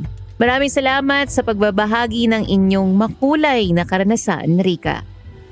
Bago ako magpaalam, gusto ko lang mag-iwan ng paalala sa inyong lahat na kung makakita kayo ng ibang channel na nag-re-upload o gumagamit ng aming content ang walang pahintulot, huwag po natin itong suportahan. Sa halip paki-report po ito upang maprotektahan ang aming mga orihinal na kwento. Narito po ang listahan ng aming mga lehitimong channel. Kwentong Takip Silim, Sityo Pangil, Sityo Bangungot, Aswang Diaries, Aswang Confession, Aswang Radio, Miss Amy Aswang Love Stories, Miss and Mr. Love, Tagalog Love Story, Miss Rose, at ang pinakabago naming channel, ang Miss Heart Tagalog Love Story. Kung hindi pa kayo nakasubscribe sa mga channel na ito, mag-subscribe na kayo as in now na! Okay, maraming salamat po sa inyong patuloy na pagtangkilik at pagsuporta. Muli, ako si Miss Ligaya. Hanggang sa susunod nating kwentuhan, paalam mga Kaaswang Confessions.